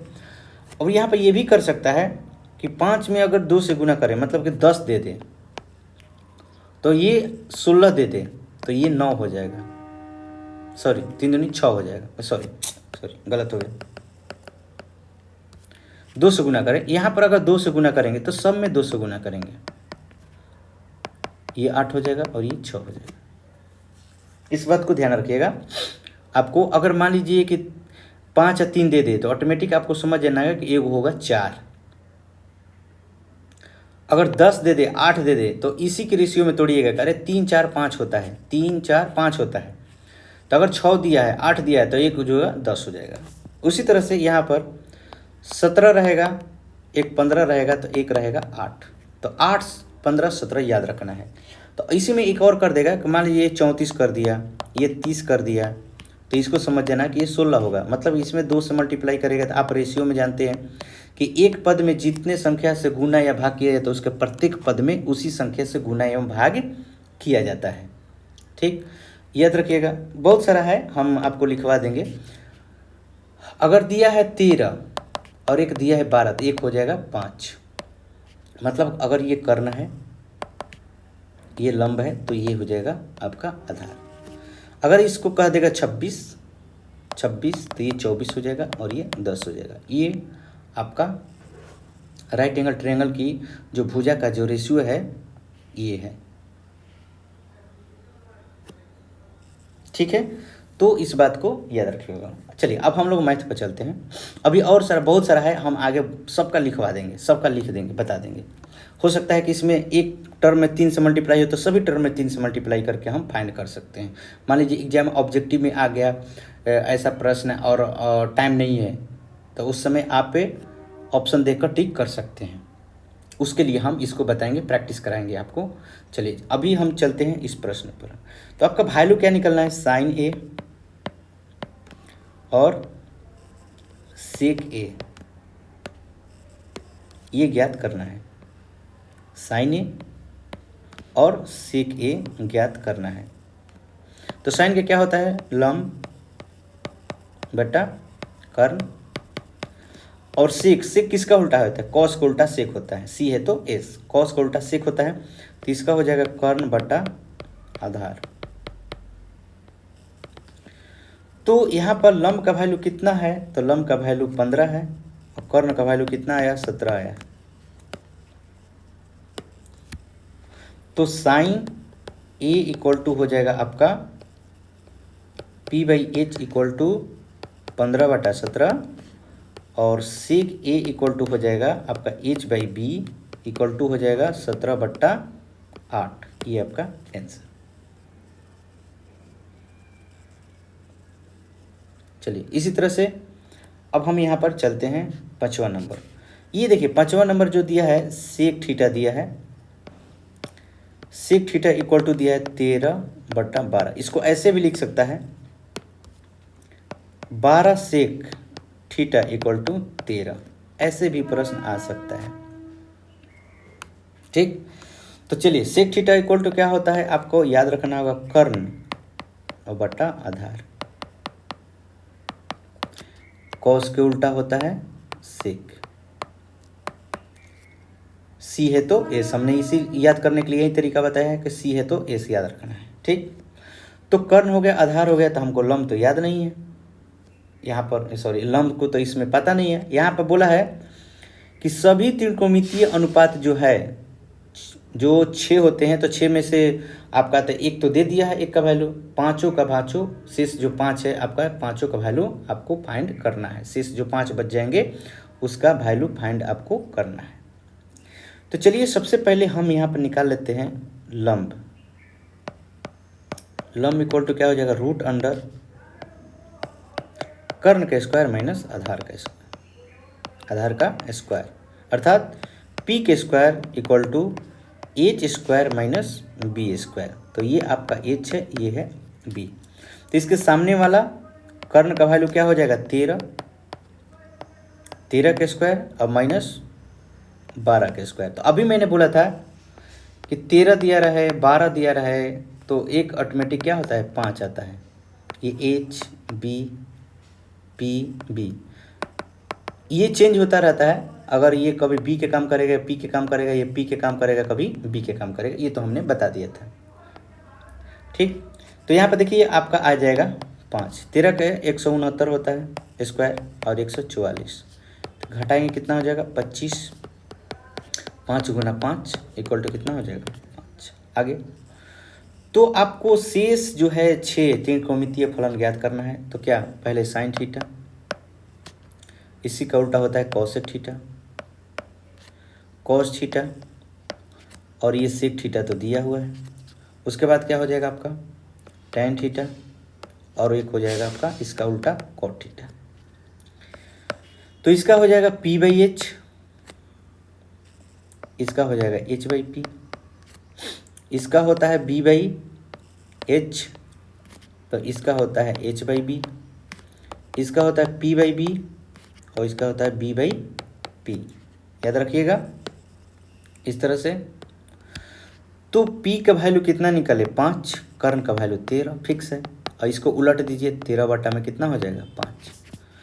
कॉस थीटा कितना होता है, तो सेक उल्टा कॉस होता है, तो डायरेक्ट इसको बदल दीजिए, 12/13 हो जाएगा, और ये तो 13/12 दिया हुआ है। और इसका कितना हो जाएगा, तो P का वैल्यू 5 और B का वैल्यू कितना, 12, और इसको डायरेक्ट पलट दीजिए, 12 बटा कितना हो जाएगा, 5। तो इस तरह से आपका ये 5वां नंबर क्वेश्चन बन गया। तो इस तरह से आप इसको याद रखिएगा। ठीक है, चलो आगे हम चलते हैं। 6ठा नंबर याद रखिएगा, बहुत ही अच्छा क्वेश्चन है, इंपॉर्टेंट क्वेश्चन है, ये एग्जाम में आ सकता है। तो 6 नंबर क्वेश्चन ये बोल रहा है आपको कि यदि एंगल ए और एंगल बी न्यून कोण हो, ए और बी क्या है, आपका न्यून कोण है, तो ये आपका राइट एंगल ट्रायंगल होगा। अगर मान लीजिए ट्रायंगल ABC है, तो ए और बी न्यून कोण है, तो सी क्या होगा, 90 डिग्री होगा। इस तरह से 90 डिग्री होगा। तो न्यून कोण है, तो न्यून कोण के रिस्पेक्ट में आपका यहाँ पर वैल्यू निकालना है। ये त्रिकोणमितीय जो अनुपात है 6 उसका का। आगे क्या रखा, जहाँ cos A बराबर cos B है तो दर्शाना है कि A बराबर क्या है, B है। चलिए हम दर्शाते हैं। तो यहाँ पर लिखना है आपको, क्या लिखना है 6 नंबर में, ध्यान दीजिएगा कि मान लेते हैं कि ABC एक क्या है, राइट एंगल ट्रायंगल। यहाँ पर लिखेंगे माना कि लिखेंगे let's consider a right angle triangle ABC। We get, यहाँ पर एंगल C इक्वल टू कितना, 90 डिग्री हमने माना है।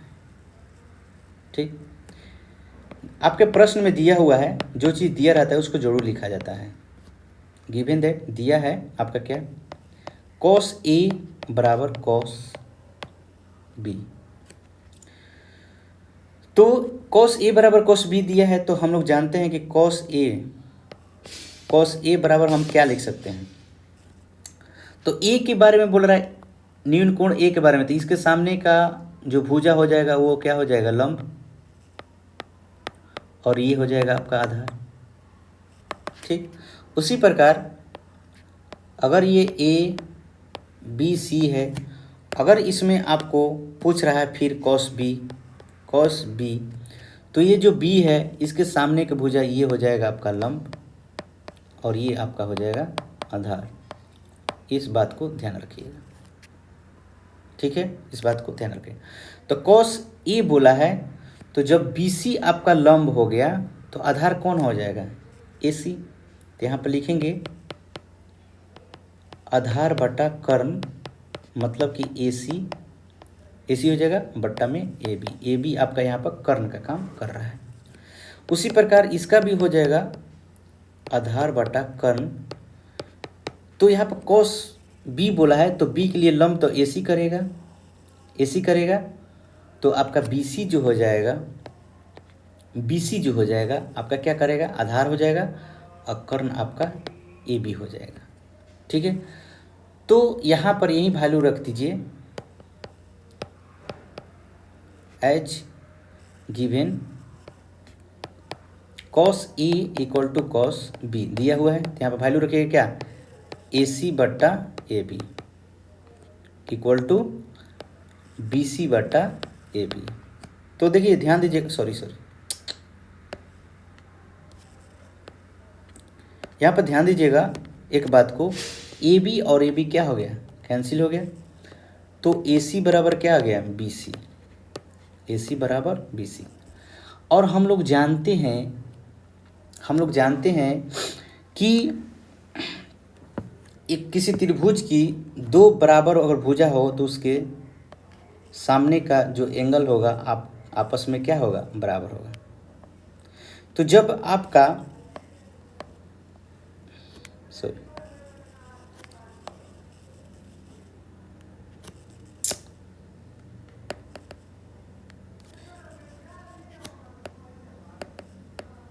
ट्रायंगल लेते हैं, ये आपका ट्रायंगल हो गया, इसमें 90 डिग्री बोल दिया है C, तो बाकी हो जाएगा A और हो गया B। तो जब ये दोनों भुजा बराबर है तो ये एंगल आपका बराबर होगा, आधार पर का एंगल क्या होता है, बराबर होता है। बराबर भुजा के सामने के कोण क्या होगा, इसका बराबर होता है, हम लोग जानते हैं। तो यहाँ पर लिखेंगे now we know that angles opposite to the equal sides are also equal in measure। ठीक है, तो हम लिख सकते हैं then we get angle A बराबर एंगल B। ये आपका सिद्ध हुआ, यही आपको सिद्ध करना था। ठीक है, चलो अब हम लोग चलते हैं अगले प्रश्न में। प्रश्न 7। प्रश्न 7 जो है इसको टिक कर लीजिए। अब बहुत ही अच्छा से समझ लीजिए। यहाँ पर आपको दिया है cot थीटा इक्वल टू 7/8। तो cot को आप जानते हैं बहुत ही अच्छा से कि ये होता है आधार बटा लंब। आधार बटा लंब होता है। तो जब आधार और लंब दे दिया तो तीसरा आपको निकालना ही निकालना है कर्ण। तो लिखेंगे बाई पाइथागोरस थ्योरम से क्या लिखेंगे, यहाँ पर कर्ण का स्क्वायर इक्वल टू होता है आपका लंब का स्क्वायर प्लस आधार का स्क्वायर। तो यहाँ पर क्या लिखेंगे 7 का स्क्वायर 8 का स्क्वायर अब प्लस 7 का स्क्वायर। तो कितना हो जाएगा 64 और प्लस 49। तो यहाँ पर हो जाएगा आपका रूट अंडर 113 113 आपका रूट अंडर आ गया। अब ये कह रहा है कि आपको ज्ञात करना है। क्या क्या ज्ञात करना है ये देखिए। पहला नंबर में आपको ज्ञात करना है कि 1 plus sine theta into 1 minus sine theta, 1 plus cos theta into 1 minus cos theta ज्ञात करना है। इसमें दूसरा ज्ञात करना है आपको कॉट स्क्वायर थीटा। तो ये तो बहुत ही आसान है, आपको ये तो बहुत ही आसान है। Cot square theta equal to 8 दिया है। तो मान लीजिए कि आपको कॉट थीटा इक्वल टू दिया है 7/8। तो स्क्वायरिंग बोथ साइड कर देते हैं, इधर भी स्क्वायर इधर भी स्क्वायर। तो क्या हो जाएगा cot square theta equal to हो जाएगा 7 का स्क्वायर और बटा में 8 का स्क्वायर। कितना हो जाएगा 49/64। ये दूसरा नंबर तो आसान है, ठीक। तो इसको ऐसे लिख सकते हैं, डायरेक्ट आपको दिया है कॉट स्क्वायर थीटा, यहाँ पर लिखेंगे 7/8 का स्क्वायर, ऐसे लिख दीजिएगा एग्जाम में, और 49/64 आपका आंसर हो गया। ठीक है, चलिए आगे हम चलते हैं पहला नंबर। देखिए पहला नंबर को आप दो तरीके से बना सकते हैं। तो आगे के चैप्टर में हम कुछ फार्मूला बताएंगे, तो उस फार्मूला को अगर डायरेक्ट यहाँ पर रख लीजिएगा ना, यहाँ पर सॉरी यहाँ पर गलत हो गया, ये कॉस थीटा है, ठीक ना। तो आपका क्या हो जाएगा, ये डायरेक्ट ही बन जाएगा, ठीक, डायरेक्ट ही बन जाएगा। तो लेकिन पहले हम आपको जो हम अभी बताए हैं इसी मेथड पर बताते हैं और बाद में एक शॉर्ट मेथड बताते हैं। चलिए पहले इस मेथड पर। तो आपका 1 प्लस साइन थीटा दिया है, तो 1 प्लस साइन थीटा, तो साइन थीटा का फॉर्मूला क्या होता है, साइन थीटा का होता है लंब बटा कर्ण। तो लंब आपका यहाँ पर कितना आ गया, तो लंब 8 है और कर्ण कितना है रूट अंडर 113। साइन यहाँ पर भी 8 रूट अंडर 113, ऐसे 1 प्लस यहाँ पर इसका होता है आधार बटा कर्ण, तो 7 बटा में कितना हो जाएगा आपका रूट अंडर 113, और यहाँ पर हो जाएगा 1 माइनस 7/रूट अंडर, इतना हो जाएगा। एक फार्मूला याद रखिएगा हमेशा, a plus B into A minus B equal to होता है ए स्क्वायर माइनस बी स्क्वायर। ऐसा कभी भी चेहरा दिखे, चाहे कुछ भी हो जाए, वहाँ पर इसी को लिख देना है, सीधे लिख देना है, उतार देना है आपको, ठीक है। तो यहाँ पर भी चेहरा वही दिख रहा है आपको, ए plus B into A minus B, calculation ज़्यादा हो जाएगा लंबा, तो यहाँ पर डायरेक्ट लिख देंगे ए का स्क्वायर माइनस 8/रूट अंडर 113 का स्क्वायर बाई, यहाँ पर लिख देंगे 1 का स्क्वायर माइनस 7/रूट अंडर 113 का स्क्वायर।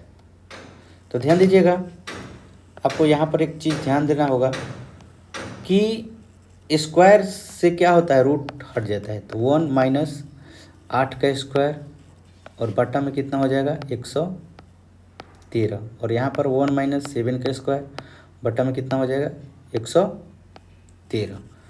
तो क्या हो जाएगा 1 माइनस 64 बाई 113, 1 माइनस 49 बाई 113। अब एलसीएम ले लीजिए। अब ऊपर का जो एलसीएम लेंगे 113 आएगा और नीचे भी लेंगे तो 113 आएगा। ध्यान दीजिएगा यहाँ पर जो है आपका 1 छिपा हुआ है, 1/1, यहाँ पर 1/1 है, ये भी 1/1 है, 1/1, ये 1/1। एलसीएम अगर 113 ले लिए तो एक से जब भाग देंगे 113 में तो 113 बार में कटेगा, एक में 113 से गुना करेंगे तो 113 माइनस कितना होगा 64। यहाँ पर भी वही होगा 113 माइनस 49।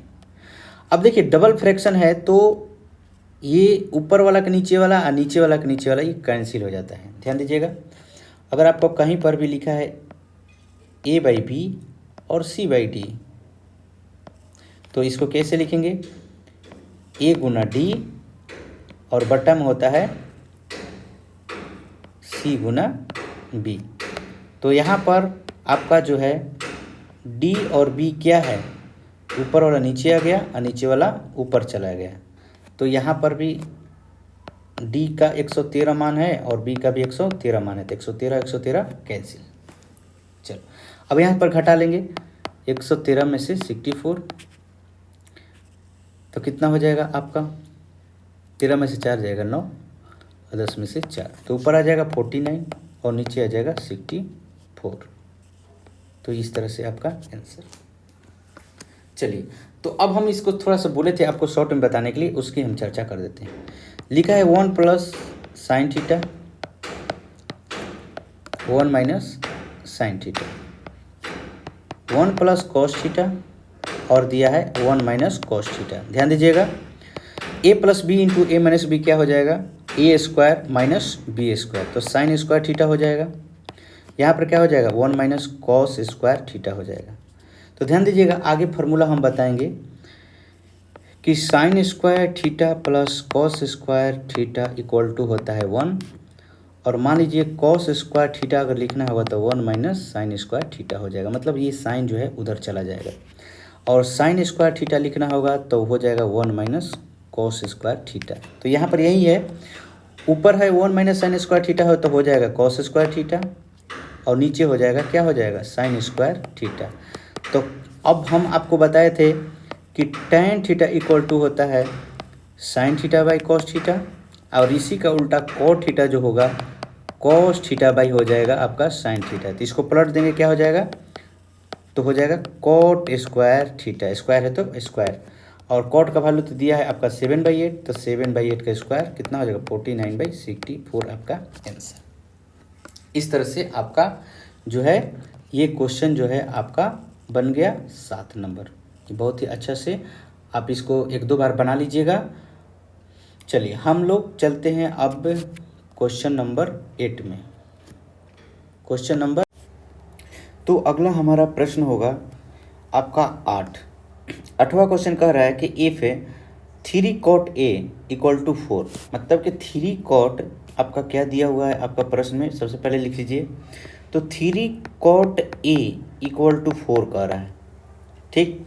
देखिए हमने पहले भी बताया कि अगर 3 cot a इक्वल टू अगर 4 दिया है तो इसका मतलब कि 3 multiply cot a equal to 4 दिया है, इसका मतलब ये गुना है तो यहाँ पर भागा में जाएगा तो ये cot a इक्वल टू हो जाएगा 4/3 इस तरह से। तो अब हम यहाँ पर लिख सकते हैं cot a इक्वल टू 4/3। तो cot का फॉर्मूला क्या हो जाता है आपका, तो आधार बाई लंब हो जाता है, मतलब कि एडजेसेंट साइड बट्टा में हो जाता है आपका अपोजिट साइड हो जाता है, ठीक है। तो इस तरह से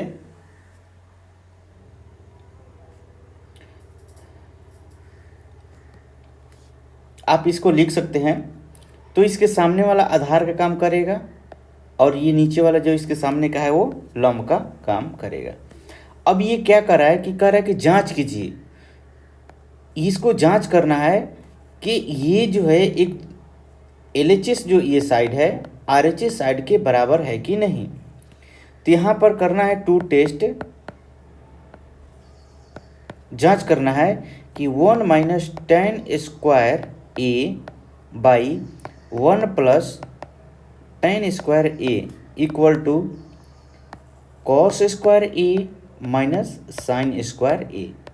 तो यहाँ पर क्या करना है, आपको वैल्यू रख लेना। अब एक चीज़ पर आप ध्यान दीजिएगा कि यहाँ पर जैसे आपका ये एंगल ए दिया है, यहाँ पर ये न्यून कोण दिया है एंगल ए यहाँ पर, तो देखिए सब में भी ए दिया है। क्यों दिया है? इसलिए कि यहाँ पर किसी त्रिभुज की चर्चा नहीं करा है कि किस ऐसे त्रिभुज तो आपका समकोण त्रिभुज ही होगा, राइट एंगल ट्रायंगल ही होगा, लेकिन वो ये नहीं करा है कि वो ए बी सी त्रिभुज है या कौन सा त्रिभुज है और उसमें कौन सा एंगल जो है आपका 90 डिग्री है, समकोण है, कौन सा है, ये नहीं चर्चा कर रहा है। इसलिए जिस कोण के आधार पर ये दिया है कि इसका आधार बाई लंब ये होगा, उसी एंगल के आधार पर आपको ये वैल्यू निकालना है। इसका मतलब कि ये फिक्स हो गया कि अगर ये आपका न्यून कोण है ए यहाँ पर, तो इसके सामने वाला जो होगा, इसकी सम्मुख भुजा जो होगी वो लंब का काम करेगा, और इसका जो आसन भुजा होगा, ये एडजेसेंट साइड जो होगा, ये आधार का काम करेगा, ये आधार का काम करेगा। तो इसमें फिक्स कर दिया है, ठीक। तो चलिए, tan थीटा दिया है एलएचएस साइड में, तो इसमें लंब और आधार होता है, ये तो ठीक है। लेकिन यहाँ पर कॉस और साइन की चर्चा कर रहा है, तो इसका मतलब कॉस और साइन में कर्ण होता है, तो हमको यहाँ पर कर्ण निकालना पड़ेगा, हाइपोटेनस निकालना पड़ेगा। तो आपको बताया है पाइथागोरस थ्योरम से h इक्वल टू हो जाएगा P square plus B square.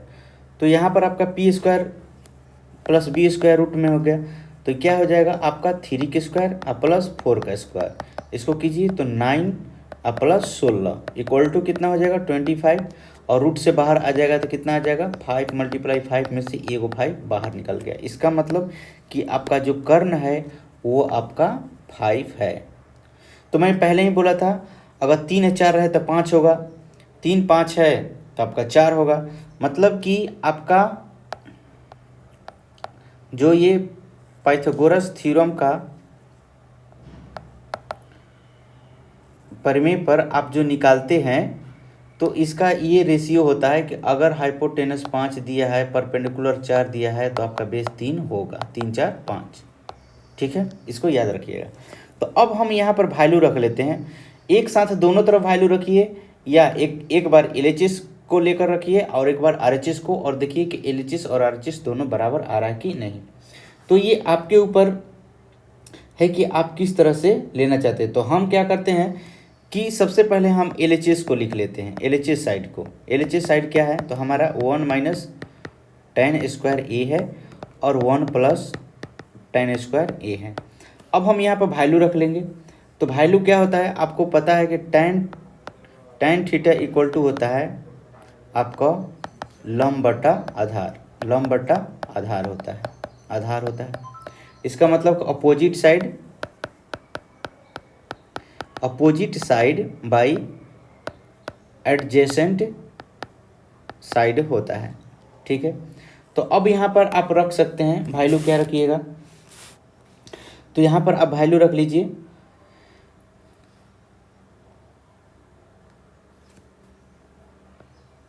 1 minus कितना दिया है लंब और आधार, तो लंब का वैल्यू 3 दिया है और आधार का वैल्यू 4 दिया है, तो 3 का स्क्वायर और 4 का स्क्वायर यहाँ पर हो जाएगा 1 प्लस 3/4 का स्क्वायर, इस तरह से हो गया। अब यहाँ पर स्क्वायर हो तो क्या हो जाएगा 3 का 9 और यहाँ पर 16 हो जाएगा, 1 प्लस 9/16। अब एलसीएम ले लीजिए, तो ऊपर वाला का जब आप एलसीएम लीजिएगा तो ऊपर में भी क्या है 16 है और नीचे में भी क्या है ये 16 है, और इसके नीचे 1 छिपा रहता है, ठीक है। तो 1 और 16 का एलसीएम 16 हुआ, 1 में 16 से गुना होगा तो 16 बार में कटेगा, 1 में 16 से गुना होगा तो 16 होगा, तो 16 माइनस 9 और नीचे में हो जाएगा 16 प्लस 9। तो यहाँ पर आपका क्या आएगा, 16 में से 9 अगर घटाइएगा तो 7 बटा 16, और यहाँ पर क्या आएगा 16 9 25, 25 बटा 16 आपका हो जाएगा। कितना हुआ, अब क्या होगा आपका, तो ध्यान दीजिएगा आपका यहाँ पर ये नीचे वाला सबसे ऊपर चला जाता है और इसके नीचे वाला ये यहाँ पर आ जाता है। तो क्या लिखेंगे 7 गुना 16 बटा में 25 गुना 16। तो अब यहाँ पर 16 और 16 क्या हो जाएगा, कैंसिल हो जाएगा। तो क्या बचेगा 7 बटा 25। इसको मान लीजिए अब इक्वेशन 1। ये LHS साइड था, ठीक। अब हम यहाँ पर RHS साइड को लेकर चलते हैं। RHS साइड क्या है आपका, तो RHS जो साइड है आपका cos square A minus sine square A. तो कॉस का वैल्यू क्या होता है आपका, तो आधार बाई कर्ण होता है, आपका होता है आधार बाई कर्ण। तो यहाँ पर आधार बाई कर्ण का स्क्वायर होगा माइनस इसका होता है लंब का स्क्वायर बटा कर्ण का स्क्वायर, ठीक। चलो तो यहाँ पर क्या लिखेंगे, आधार कितना है आपका, आधार तो आया आपका 4 और कर्ण आया है 5, तो स्क्वायर माइनस लंब आया है 3 और कर्ण तो आपका फिक्स है 5। अब कितना हो जाएगा, तो 16 बाई 25 माइनस 9 बटा 25। एलसीएम कितना हो जाएगा 25। 25 में 25 से भागा जाएगा तो एक बार में कटेगा, तो 16 में 1 से गुना होगा तो 16। उसी तरह से इसमें 9, यहाँ पर भी 9 हो जाएगा। तो कितना हो जाएगा 7 बटा हो जाएगा 25। अब ये समीकरण 1 और 2 LHS और RHS में आप देख रहे हैं, आप लिख सकते हैं, अतः लिख सकते हैं फ्रॉम इक्वेशन 1 एंड 2 से LHS बराबर आ गया RHS। तो इस तरह से ये आपका जांच हुआ कि दोनों क्या है, आपस में बराबर है। यही आपको टेस्ट करना था। तो अतः आपका लिख सकते हैं यहाँ पर आप लिख सकते हैं कि LHS साइड और RHS साइड जो है आपका बराबर है। मतलब कि 1, इसलिए 1 minus tan square A by 1 plus tan square A equal to cos square A minus sine square A. तो ध्यान दीजिएगा कि ये एक फार्मूला की तरह काम करता है। अब कैसे, देखो बताता। अगर आपको कहीं पर भी ये LHS साइड दिया रहेगा, आगे के जो एक्सरसाइज आएगा उस सब में मिलेगा ये सब, तो आप डायरेक्ट इसके बदले में इसको लिख सकते हैं कि इतना के बराबर इतना होता है। मतलब ये फार्मूला हो गया 1 minus tan square A by 1 plus tan square A का वैल्यू क्या होगा, cos square A minus sine square A. ये इसका फार्मूला हो गया। ये इसलिए कि हमने इसको सिद्ध कर दिया। तो आप कहीं पर भी इतना के बराबर इतना लिख सकते हैं, या इसको आप टेस्ट करके भी बना सकते हैं। देखिए हम इसको बना सकते हैं। देखिए LHS हम ले सकते हैं, हम प्रूफ करते हैं, बिना वैल्यू का ही प्रूफ करके दिखाते हैं, जो आपको आगे की एक्सरसाइज में 8.3 में आपको पढ़ने को मिलेगा। 1 माइनस tan स्क्वायर ए है और बाई 1 प्लस tan स्क्वायर ए है, tan स्क्वायर ए है। ध्यान दीजिएगा इस बात को, मैं बताता हूँ। तो मैंने आपको बताया है कि फार्मूला कि tan थीटा का फार्मूला होता है sign theta by cos theta. यहाँ पर रख लीजिए 1 माइनस क्या हो जाएगा, साइन के square theta by cos square theta. Square है ना, इसलिए दोनों का square. 1 plus sine square theta और माइनस क्या हो जाएगा, कॉस स्क्वायर थीटा। ध्यान दीजिएगा, यहाँ पर ध्यान दीजिए। एलसीएम हो जाएगा क्या, कॉस स्क्वायर थीटा। तो यहाँ पर क्या आ जाएगा, cos square theta minus sine square theta. अब नीचे क्या होगा, तो यहाँ हो जाएगा cos square theta plus sine square theta, और बट्टे में हो जाएगा कॉस स्क्वायर थीटा। देखिए आगे क्या होगा, तो आगे ये आपका ये होगा, ध्यान दीजिएगा कि sine square theta plus cos square theta equal to 1 होता है। या इसको ऐसे भी लिख सकते हैं, cos square theta plus sine square theta equal to 1, इस तरह से होता है। तो ऊपर क्या हो गया आपका, cos square theta minus sine square theta. और हम आपको बताए हैं कि ये नीचे वाला यहाँ चला आता है, ये वाला यहाँ चला जाता है। तो यहाँ पर हम ब्रैकेट दे देंगे और लिखेंगे कॉस स्क्वायर थीटा। अब नीचे में क्या लिखेंगे, तो कॉस स्क्वायर थीटा और क्या है आपका cos square theta plus sine square theta. ये और ये कैंसिल हो गया। अब ध्यान दीजिएगा कि इसका वैल्यू जो है आपका 1 हो जाएगा। तो cos square theta minus sine square theta by कितना हो गया 1, अर्थात आप लिख सकते हैं cos square theta minus sine square theta. तो इस तरह से आपका ये प्रूफ हो गया। तो ये जो है आपको 8.3 में इस तरह से बनाना पड़ेगा, 8.3 में, ठीक है, वहाँ पर इसको पढ़ने को मिलेगा। फिलहाल यहाँ पर आपको केवल वैल्यू रख के टेस्ट करना था, जो हमने वैल्यू रखकर टेस्ट कर दिया, LHS बराबर RHS। चलिए अब हम चलते हैं अगले प्रश्नों पर। 9 नंबर प्रश्न में कह रहा है कि देखिए यहाँ पर त्रिभुज की चर्चा कर दिया, यहाँ पर बोल दिया कि आपका त्रिभुज जो है ABC है, तो हम ले लिए ABC, और कह रहा है कि B जो है समकोण है, तो यहाँ पर B को फिक्स कर देंगे, ये 90 डिग्री हो जाएगा, ये A B और क्या हो जाएगा, C हो जाएगा, ABC हो गया। ठीक, अब देखिए यहाँ पर बोला है कि tan A इक्वल टू 1/√3। तो ध्यान दीजिएगा, ए इसका एक न्यून कोण है, तो इसके सामने की भुजा जो होगा लंब का काम करेगा, और इसका जो आसन्न भुजा होगा ये आधार का काम करेगा, ये आधार का, ये आपका एडजेसेंट साइड हो गया। ठीक है, तो tan थीटा बराबर क्या होता है, लंब, और बाई कितना होता है, आधार। अर्थात आपका लंब का वैल्यू क्या होगा 1, और आधार का वैल्यू क्या होगा √3। तो लंब और आधार मिल गया, तो कर्ण क्या हो जाएगा, यहाँ पे लिखेंगे बाय पाइथागोरस थ्योरम से, यहाँ पर पाइथागोरस प्रमेय से क्या लिखेंगे, कर्ण इक्वल टू √अंडर लंब का स्क्वायर प्लस आधार का स्क्वायर हो जाएगा। ठीक है, तो यहाँ पर क्या हो जाएगा, परपेंडिकुलर कितना 1 का स्क्वायर प्लस √3 का स्क्वायर। आपको कैलकुलेशन आना चाहिए, तो 1 प्लस ये स्क्वायर से रूट कैंसिल हो जाएगा 3, तो क्या हो जाएगा यहाँ पर 4, और 4 को जब फैक्टर कीजिएगा तो 2 × 2 हो जाएगा, और 2 में से 1 बाहर आ जाएगा। अर्थात आपका कर्ण जो है, हाइपोटेनस जो है आपका 2 आ गया। ठीक है, चलो अब यहाँ पर क्या कह रहा है, उसके आधार पर हम काम करेंगे। पहला नंबर कह रहा है कि sine A multiply cos C plus cos A multiply sine C। ध्यान दीजिएगा, एक चीज़ हम बताएंगे आपको, अगर यहाँ पर ऐसे लिखा है sine A into cos C, इसका मतलब ये मल्टीप्लाई में है, plus cos A into sine C, इसका मतलब ये आपस में मल्टीप्लाई में है। ध्यान दीजिएगा इस बात को। अब यहाँ पर साइन A बोला है, तो साइन A के लिए हमको तो पता है कि साइन थीटा इक्वल टू लंब बटा क्या होता है, आपका कर्ण होता है, P/H। Cos theta equal to होता है आपका आधार बाई कर्ण, मतलब कि B/H होता है, और tan थीटा इक्वल टू तो आप जानते ही हैं, और cot थीटा इक्वल टू होता है आधार बाई लंब, मतलब कि B/P। तो इस बात को ध्यान रखिएगा।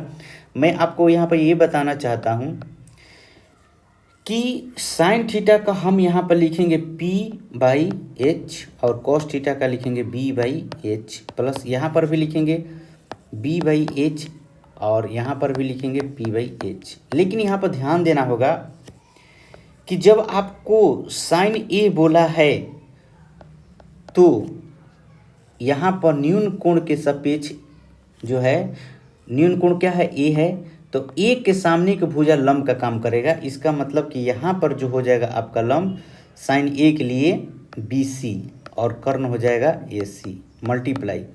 अब कॉस C बोला है, तो ध्यान दीजिएगा, हम आपको एक और त्रिभुज बना रहे हैं। यहाँ पर ऐसे हम आपको एक त्रिभुज बना रहे हैं, ये एक अलग त्रिभुज बना दे रहे हैं, A B और C। तो इसमें आपको ये ध्यान देना है कि जैसे ही C की चर्चा करता है, तो C के सामने वाली भुजा जो है लंब का काम करेगा, और इसका आसन्न भुजा जो होगा ये आधार का काम करेगा। तो ये हो जाएगा P, ये हो जाएगा B, और ये तो आपका H रहेगा ही रहेगा। तो C के लिए आपका काम कौन करेगा, P, तो AB, लेकिन यहाँ पर कॉस है, तो इसका आधार क्या हो जाएगा, BC, तो BC बाई क्या हो जाएगा यहाँ पर AC हो जाएगा, प्लस अब यहाँ पर आइए, यहाँ पर बोला है कॉस A, तो कॉस A के लिए आपका यहाँ पर लंब जो होगा आपका क्या हो जाएगा, BC होगा, लेकिन कॉस हमको आधार चाहिए तो आधार क्या हो जाएगा, AB। तो हम लिखेंगे AB बाई क्या लिखेंगे, AC मल्टीप्लाई। अब यहाँ पर साइन C बोला है, तो साइन C के लिए आपका, साइन C के लिए, इसके लिए आपका P के काम कौन करेगा, लंब का, तो AB। तो हम लिखेंगे यहाँ पर AB और बट्टे में क्या हो जाएगा आपका AC। तो अब यहाँ पर अब वैल्यू रख लीजिए, BC का वैल्यू कितना है, 1 है, AC का वैल्यू 2 है, मल्टीप्लाई यहाँ पर 1/2 प्लस AB का वैल्यू कितना है, तो √3 है, और यहाँ पे कितना 2 मल्टीप्लाई √3/2 गुना कीजिए तो 1/4 प्लस यहाँ पर √2 गो है एक जैसा सेम चेहरा, तो यहाँ से रूट हट जाएगा और यहाँ पर 4 हो जाएगा। एलसीएम लीजिएगा तो कितना आ जाएगा आपका, एलसीएम 4 होगा, तो 4 में 4 से भागा दीजिएगा, एक बार में कटेगा, और 1 में 1 से मल्टीप्लाई कीजिएगा तो 1 प्लस 4 से 4 में भाग दीजिएगा। आपको पता है आपका फ्रैक्शन का जोड़ और घटाव आना चाहिए, तो यहाँ पर नीचे वाला के नीचे से भाग देते हैं, तो 4 में 1 से भाग दिए, एक बार में कट गया, 1 से गुना किए, कितना हो गया 3, तो कितना हो जाएगा 4/4, ये कैंसिल हो जाएगा, कितना होगा 1, आपका 1 आंसर आ गया। तो पहला हमने बताया, इसको अच्छा से 1-2 बार आप खुद से रिवाइज कीजिए, ठीक है, आपको बहुत ही अच्छा से समझ में आ जाएगा। चलिए अब हम चलते हैं 2 पर, अब हम चर्चा करते हैं 2 का चर्चा करते हैं। तो 2 में जो दिया है आपका, 2 में क्या कर रहा है कि cos A multiply cos C minus sine A multiply sine C, ठीक है। चलिए तो हम यहाँ पर आपको ट्रायंगल बना देते हैं, 2 ट्रायंगल बना देते हैं, आपको इसी से समझना होगा, ठीक है। AB आपका समकोण बोला है, तो आपका वो समकोण रहेगा। तो A न्यून कोण है और ये इसमें C न्यून कोण है, 2 न्यून कोण है, तो आपको न्यून कोण के सामने की भुजा जो होगा, जिस न्यून कोण की चर्चा करेगा उसकी सामने की भुजा जो होगा आपका लंब का काम करेगा, और बाकी उसका जो है दूसरा आधार का काम करेगा, ठीक है। चलिए मैंने तीर का साइन लगा दिया है। यहाँ पर बोला है cos A, तो cos A के लिए आपका लंब जो हो जाएगा BC हो जाएगा, तो आधार क्या होगा AB, तो हम लिखेंगे यहाँ पर AB बाई कर्ण लिखेंगे, तो कर्ण क्या हो जाएगा AC, AB by AC, AB by AC। ध्यान दीजिएगा cos C, तो cos यहाँ पर C है, तो इसके लिए लंब का काम कौन करेगा, तो AB, तो आधार का काम करेगा BC, तो BC/AC हो जाएगा, माइनस साइन A, तो इसके A का सामने का भुजा लंब, तो क्या हो जाएगा BC और by AC multiply sine C के लिए AB, तो AB बाई क्या हो जाएगा AC। अब वैल्यू रख लीजिए, अब यहाँ पर आपको वैल्यू रखना होगा, तो AB का वैल्यू क्या है √3 और AC का वैल्यू तो आपका 2 आया है, ये √3 था, ये 1 था, ये 2, ये √3, ये 1 और ये 2। ध्यान दीजिएगा BC का वैल्यू 1/2 माइनस यहाँ पर BC का वैल्यू 1 और ये 2 मल्टीप्लाई √3/2। कैलकुलेशन कीजिए, नीचे क्या हो जाएगा 4, सामने सामने गुना होता है, तो √3 माइनस √3/4। एलसीएम लीजिए तो कितना हो जाएगा 4, तो यहाँ पर क्या हो जाएगा √3 माइनस √3, तो √3 में से √3 घटेगा तो 0/4 इक्वल टू कितना 0, ये आपका आंसर। तो इस तरह से आपका कितना आ गया 0 आ गया। तो यहाँ पर भी आप कैलकुलेशन ख़त्म कर सकते थे कि यहाँ पर दोनों माइनस में है तो ये कैंसिल हो जाएगा बराबर 0, माइनस में है दोनों तो घट जाएगा 0, आप यहाँ पर भी कर सकते हैं। तो इस तरह से हमने आपको बताया। ध्यान दीजिएगा इन सभी प्रश्नों का मेल जो है आगे के प्रश्नों से मिलता है, मतलब कि आप जब दूसरे स्टैंडर्ड का बुक पढ़िएगा तो उसमें भी आपको ये सब मिलेगा बनाने के लिए। तो ऐसा नहीं कि आप कहीं इसके चैप्टर में इतना ही में ही सीमित है, नहीं, कई टाइप में ऐसे प्रश्न पूछे जाते हैं, हम आपको बताएंगे इससे भी थोड़ा सा ऊपर का मैथ अभी मैं सिखा रहा हूँ, आप सीख लीजिए। चलिए अगला प्रश्न में हम लोग चलते हैं। अगला प्रश्न ये इसको टिक लगा लीजिए, VVI बहुत ही इम्पोर्टेंट प्रश्न है, ये आपके एग्जाम में आएगा। फिक्स है कि आएगा, 3 नंबर में आएगा या 5 नंबर में आएगा, जो भी है, लेकिन ये आपको आएगा, इसमें कोई संदेह नहीं। आप इसको बहुत ही अच्छा से ध्यान से सुनिएगा और समझने का प्रयास कीजिएगा। यहाँ पर बोला है कि पी क्यू आर एक समकोण त्रिभुज है। पी क्यू आर, मैंने पी क्यू आर ले लिया और क्यू समकोण है तो क्यू को समकोण करेंगे, ये पी हो गया, क्यू हो गया, ये आर हो गया। ध्यान दीजिएगा यहाँ पर 90 डिग्री इवन, चूँकि P Q are is a right angle triangle, right angle triangle, ठीक है। एंगल क्यू इक्वल टू कितना है आपका 90 डिग्री, एक समकोण है। एंगल क्यू जो है समकोण है, जो समकोण है उसको देख लीजिए, बाकी ये न्यून कोण होगा पी और आर। ध्यान दीजिएगा यहाँ पर, चूँकि P R plus Q R equal to 25 centimetre और P Q equal to 5 centimetre, तो यहाँ पर कह रहा है कि साइन पी इक्वल टू क्या होगा, कॉस पी इक्वल टू क्या होगा और tan पी इक्वल टू क्या होगा। पी में ही पूछ दिया है, सब कुछ पी में ही पूछ दिया है, आपको बताना है। तो सबसे पहले हमको यहाँ पर तो वैल्यू केवल पी क्यू का है 5, यहाँ पर केवल इसी का वैल्यू मिला हुआ है, इन दोनों का वैल्यू तो हमको पता ही नहीं है। ये तो बोल रहा है कि इन दोनों को ऐड करने पर आपका 25 है, तो कैसे निकलेगा। तो हम यहाँ पर लिखेंगे बाय पाइथागोरस थ्योरम। हम पाइथागोरस थ्योरम का यहाँ पर प्रयोग करेंगे और उसी के माध्यम से हम यहाँ पर निकाल लेंगे। तो चलिए हम पाइथागोरस थ्योरम का प्रयोग करते हैं। पाइथागोरस थ्योरम से लिखेंगे, अब applying the Pythagoras theorem,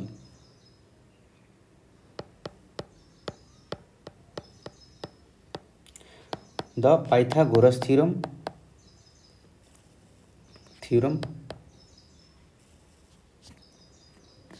in triangle P Q R, we get, हम लोग क्या पाएंगे, तो यहाँ पर यही कि हाइपोटेनस के स्क्वायर इक्वल टू परपेंडिकुलर के स्क्वायर प्लस बेस का स्क्वायर, यही होता है। तो ध्यान दीजिएगा यहाँ पर आपका पी आर जो है हाइपोटेनस है, परपेंडिकुलर यहाँ पर आपका पी क्यू है और बेस जो है क्यू आर, ठीक। चलो यहाँ पर ध्यान दीजिएगा कि पी क्यू का केवल वैल्यू दिया है, तो यहाँ पर पी क्यू का 5 का स्क्वायर लिख लेंगे, लेकिन यहाँ पर क्यू आर का वैल्यू और पी आर का वैल्यू जो है दोनों को ऐड करके दिया है। तो यही समझना है कि अगर हम इक्वेशन को सोल्व करते हैं तो देखिए, अगर एक इक्वेशन है तो उसमें एक वेरिएबल रहेगा तो मान निकल जाएगा। अगर 2 वेरिएबल है तो 2 वेरिएबल के लिए आपको 2 इक्वेशन चाहिए, 3 वेरिएबल है तो 3 इक्वेशन चाहिए। तो यहाँ पर अगर हम किसी एक को वेरिएबल मानते हैं, चर संख्या मानते हैं, इसलिए कि हमारा यहाँ पर एक ही इक्वेशन बन रहा है ये, तो हमको किसी एक ही रखना होगा। जैसे मान लीजिए हम पी आर को वैल्यू निकालने का प्रयास करते हैं, जैसे हम एक्स का वैल्यू निकालते हैं तो एक्स में ही रखते हैं सबको, उसमें वाई नहीं रहने देते हैं, वाई को हटा देते हैं। उसी तरह से हम यहाँ पर क्या लिखेंगे, Q R equal to 25 minus P R. हम यहाँ पर क्यू आर का वैल्यू रखते हैं, यहाँ पर पी आर का वैल्यू ज्यों का त्यों छोड़ देते हैं, तो क्या हो जाएगा 25 माइनस पी आर का स्क्वायर। अगर यहाँ पर आप ये लिखेंगे कि अगर लिखना चाहते हैं या ऐसे भी कर सकते हैं, P R equal to 25 minus Q R, तो यहाँ पर पी आर के स्थान पर उसका भी वैल्यू रखकर यहाँ पर क्यू आर का निकाल सकते हैं। ऐसा नहीं है, या तो आप इसका वैल्यू रखें पी आर का वैल्यू रखें या क्यू आर का वैल्यू, दोनों में से किसी एक का वैल्यू रखकर आप यहाँ से फाइंड कर सकते हैं। तो चलिए हमने क्यू आर का वैल्यू रख दिया, तो यहाँ पर पी आर का स्क्वायर हो जाएगा इक्वल टू, ये 5 का स्क्वायर 25 हो जाएगा। अब ये ए माइनस बी का होल स्क्वायर पर आ जाएगा, ए माइनस बी का होल स्क्वायर इक्वल टू क्या होता है, ए square plus B square minus 2ab। इसके बेस पर चलते हैं, रखते हैं, सॉरी यहाँ पर प्लस नहीं होना चाहिए, यहाँ पर प्लस होना चाहिए, सॉरी यह प्लस होगा। तो 25 ए स्क्वायर 25 का स्क्वायर 25 का स्क्वायर प्लस पी आर का स्क्वायर प्लस, सॉरी माइनस होगा यहाँ पर, माइनस है, minus 2 multiply 25 multiply P R हो गया। अब यहाँ पर ध्यान दीजिएगा कि यहाँ पर भी पी आर है, यहाँ पर भी पी आर है, पी आर को इधर लाते हैं, ठीक है। तो P R square minus P are का स्क्वायर, ये माइनस है तो प्लस हो जाएगा, इसको हम इधर लाते हैं, ये माइनस है तो प्लस हो जाएगा, plus 2 multiply 25 P R equal to यहाँ पर 25 और प्लस ये 25 का स्क्वायर 625 हो जाएगा। अब देखिए ये पी आर और पी आर कैंसिल हो जाएगा, यहाँ पर क्या बचेगा 50, 25 दूनी 50 पी आर इक्वल टू, इसको जोड़िए 650 हो जाएगा। पी आर इक्वल टू, अब इसको भागा दे दीजिए, 650 बट्टा में कितना हो जाएगा 50, ये कैंसिल हो जाएगा। अब यहाँ पर क्या हो जाएगा, तो इससे कट जाएगा 13, तो पी आर का वैल्यू कितना आ गया 13 आ गया। तो पी आर का वैल्यू 13 आ गया, तो यहाँ पर वैल्यू रख दीजिए, तो क्यू आर इक्वल टू हो जाएगा 25 माइनस 13 इक्वल टू हो जाएगा 12। तो यहाँ पर लिख सकते हैं, क्या लिखिएगा आप, लिखिएगा चूंकि क्यू आर इक्वल टू है आपका 25 माइनस पी आर, इसलिए क्यू आर इक्वल टू हो जाएगा माइनस 13 इक्वल टू 12। तो ध्यान दीजिएगा आपका ये था समकोण त्रिभुज पी क्यू और आर, यहाँ पर ये, तो यहाँ पर क्यू आर का वैल्यू क्या आ गया 12, पी आर का वैल्यू कितना आ गया 13 और इसका वैल्यू कितना आ गया 5। तो सबका वैल्यू आपका मिल गया, खुशी की बात है। अब जिसका जिसका वैल्यू पूछा है आराम से निकाल दीजिए। पहला पूछा है आपका साइन पी, उसके बाद पूछा है आपका कॉस पी, और उसके बाद पूछा है आपका टैन पी। यहाँ पर आर नहीं बोला है तो पी बोला है केवल, तो पी के सामने की भुजा आपका ये लंब का काम करेगा, ये लंब का काम किया, तो ये आपका लंब हो जाएगा, तो ये आपका आधार हो जाएगा, ये आपका तो कर्ण फिक्स है।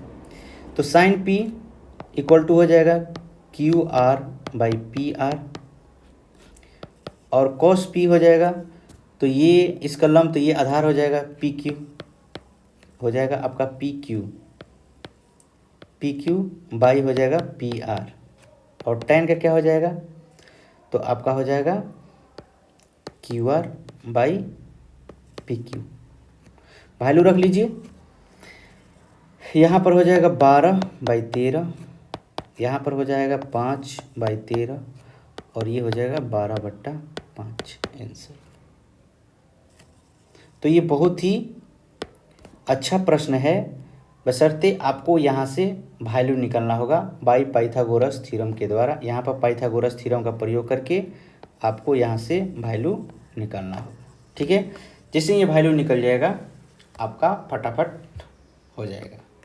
ये आपका क्या है, ये P/H है, ये B/H है, और ये आपका P/B है, मतलब कि लंब बट्टा कर्ण, और ये आधार बाई कर्ण, और ये है आपका लंब बाई आधार।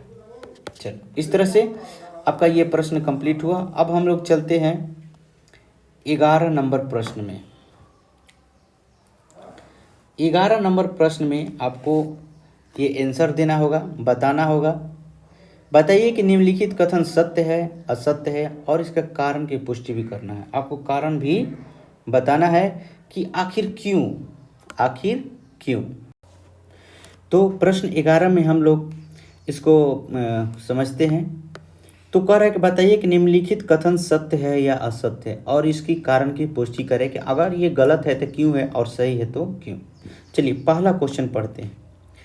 पहला क्वेश्चन कह रहा है कि tan a का मान जो है सदैव 1 से कम होता है। तो ध्यान दीजिएगा आप इस बात को कि हम जो पढ़ते हैं ट्रिग्नोमेट्री, इसमें राइट एंगल ट्रायंगल के बारे में पढ़ते हैं। तो त्रिभुज जो होता है एक समकोण होता है, राइट एंगल ट्रायंगल होता है। तो tan थीटा का जो वैल्यू होना चाहिए क्या होना चाहिए, ये p/b होना चाहिए। तो ये 1 से कम होगा कि ज़्यादा होगा, ये वैल्यू पर डिपेंड करता है कि अगर मान लीजिए अगर हम 5 12 13 लेते हैं, तो अगर tan a लिखेंगे, tan a तो हमारा हो जाएगा 12/5 और हम tan अगर c लेंगे तो हो जाएगा 5/12।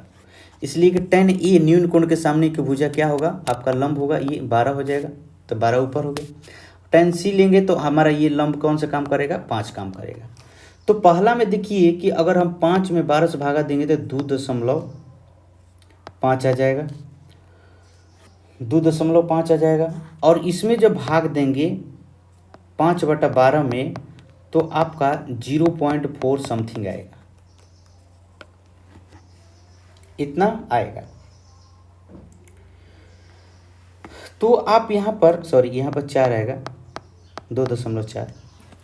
तो यहाँ पर ये प्रश्न कर रहा है कि tan a का मान सदैव 1 से कम होता है। तो यहाँ पर जो है 1 से तो कम आ गया tan c में, लेकिन जब हमने tan a लिया तो हमारा 1 से ज़्यादा आ गया वैल्यू।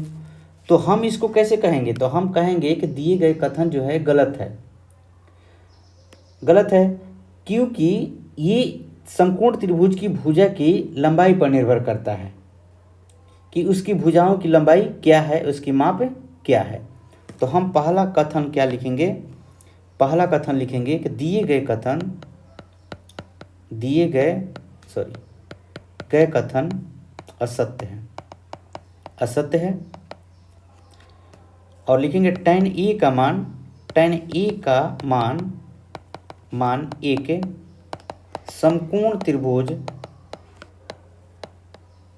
त्रिभुज की भुजाओं की लंबाई पर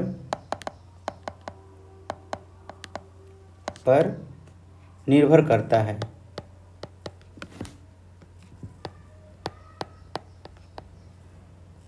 और एक त्रिभुज की भुजाएं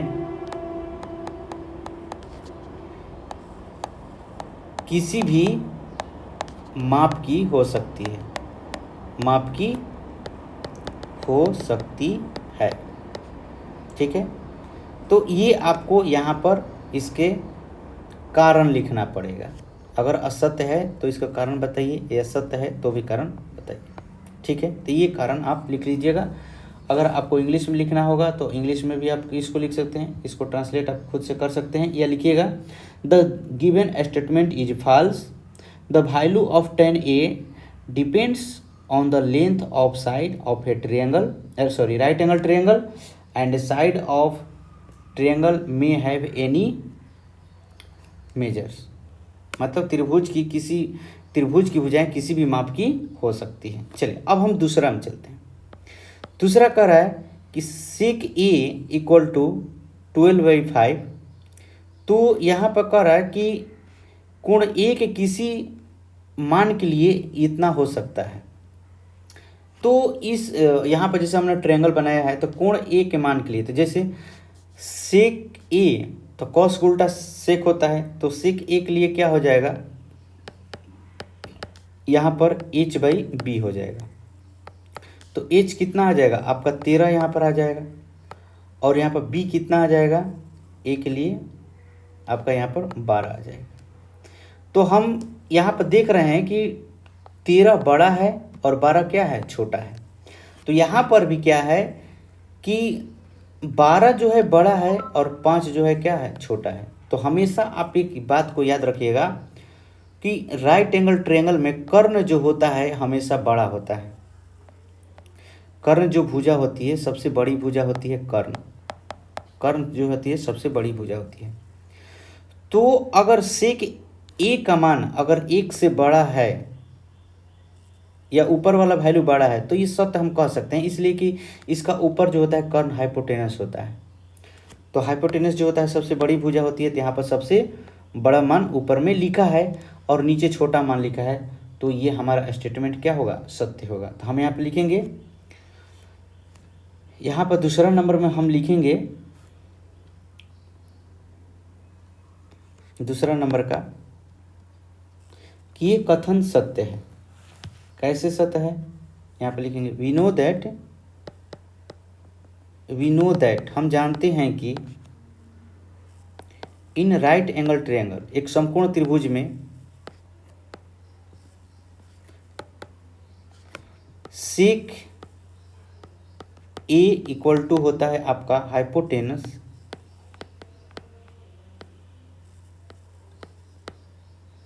बाई एडजेसेंट साइड, मतलब बेस होता है,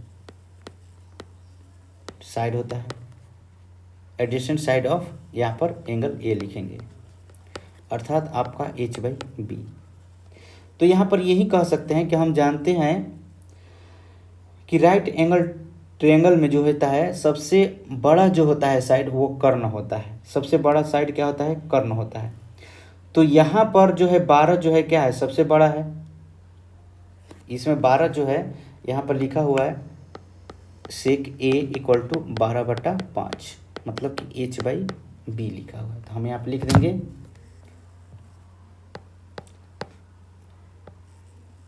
हमें पता है कि समकोण त्रिभुज में कर्ण सबसे बड़ी भुजा होती है, इसलिए सेक ए का मान 1 से बड़ा होना चाहिए। तो सेक ए का मान जो है 1 से बड़ा होना चाहिए, और यहाँ पर जो है आपका 1 से बड़ा है। तो दिए गए कथन में सेक ए इक्वल टू 12/5 लिखा हुआ है, जो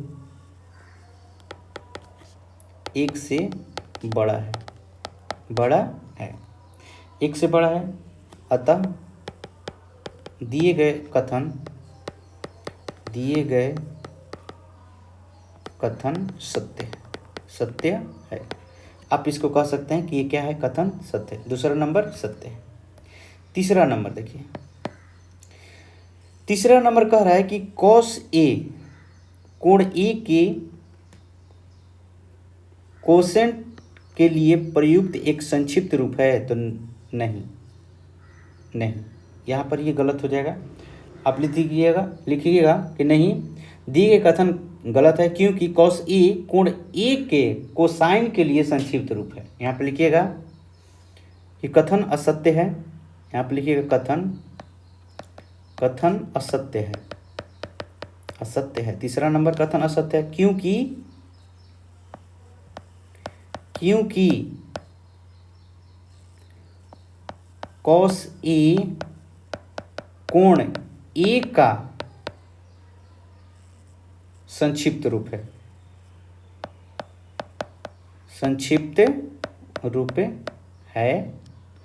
कोण ए के कोसेंट के लिए प्रयुक्त संक्षिप्त रूप है।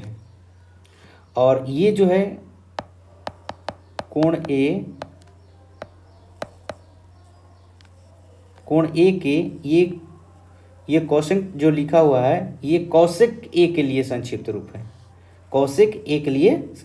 है, ठीक है। तो लिख लीजिएगा, ये क्या है, कथन असत्य है। कथन क्या है, गलत है, असत्य है।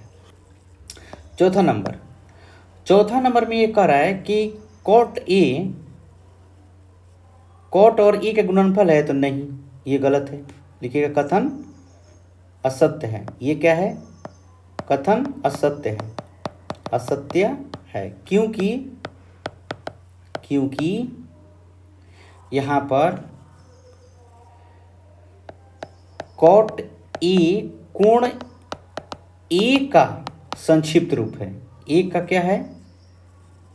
एक यहाँ पर लिखेगा, क्योंकि यहाँ पर लिख लीजिए तीसरा नंबर, अच्छा से लिख लेते हैं तीसरा नंबर।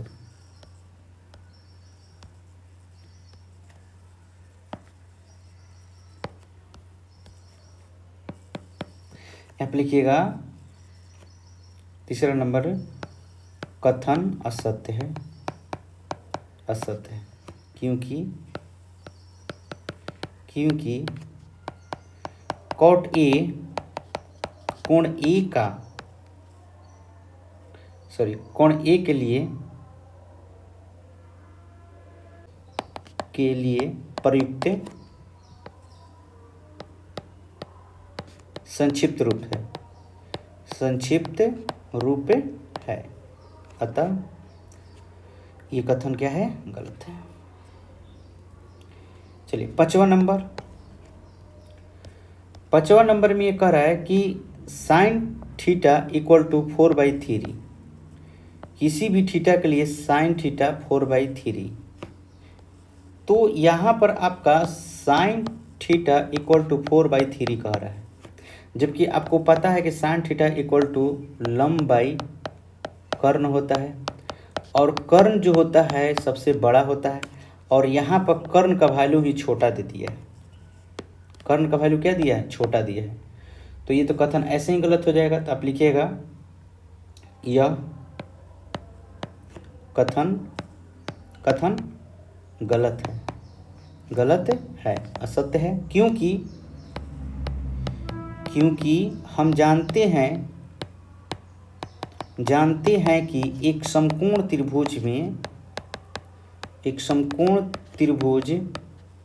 में सबसे बड़ी भुजा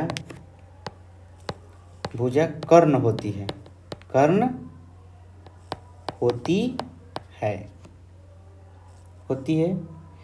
लेकिन यहाँ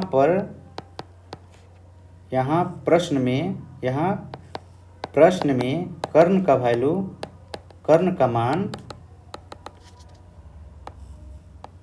लंब से छोटा दिया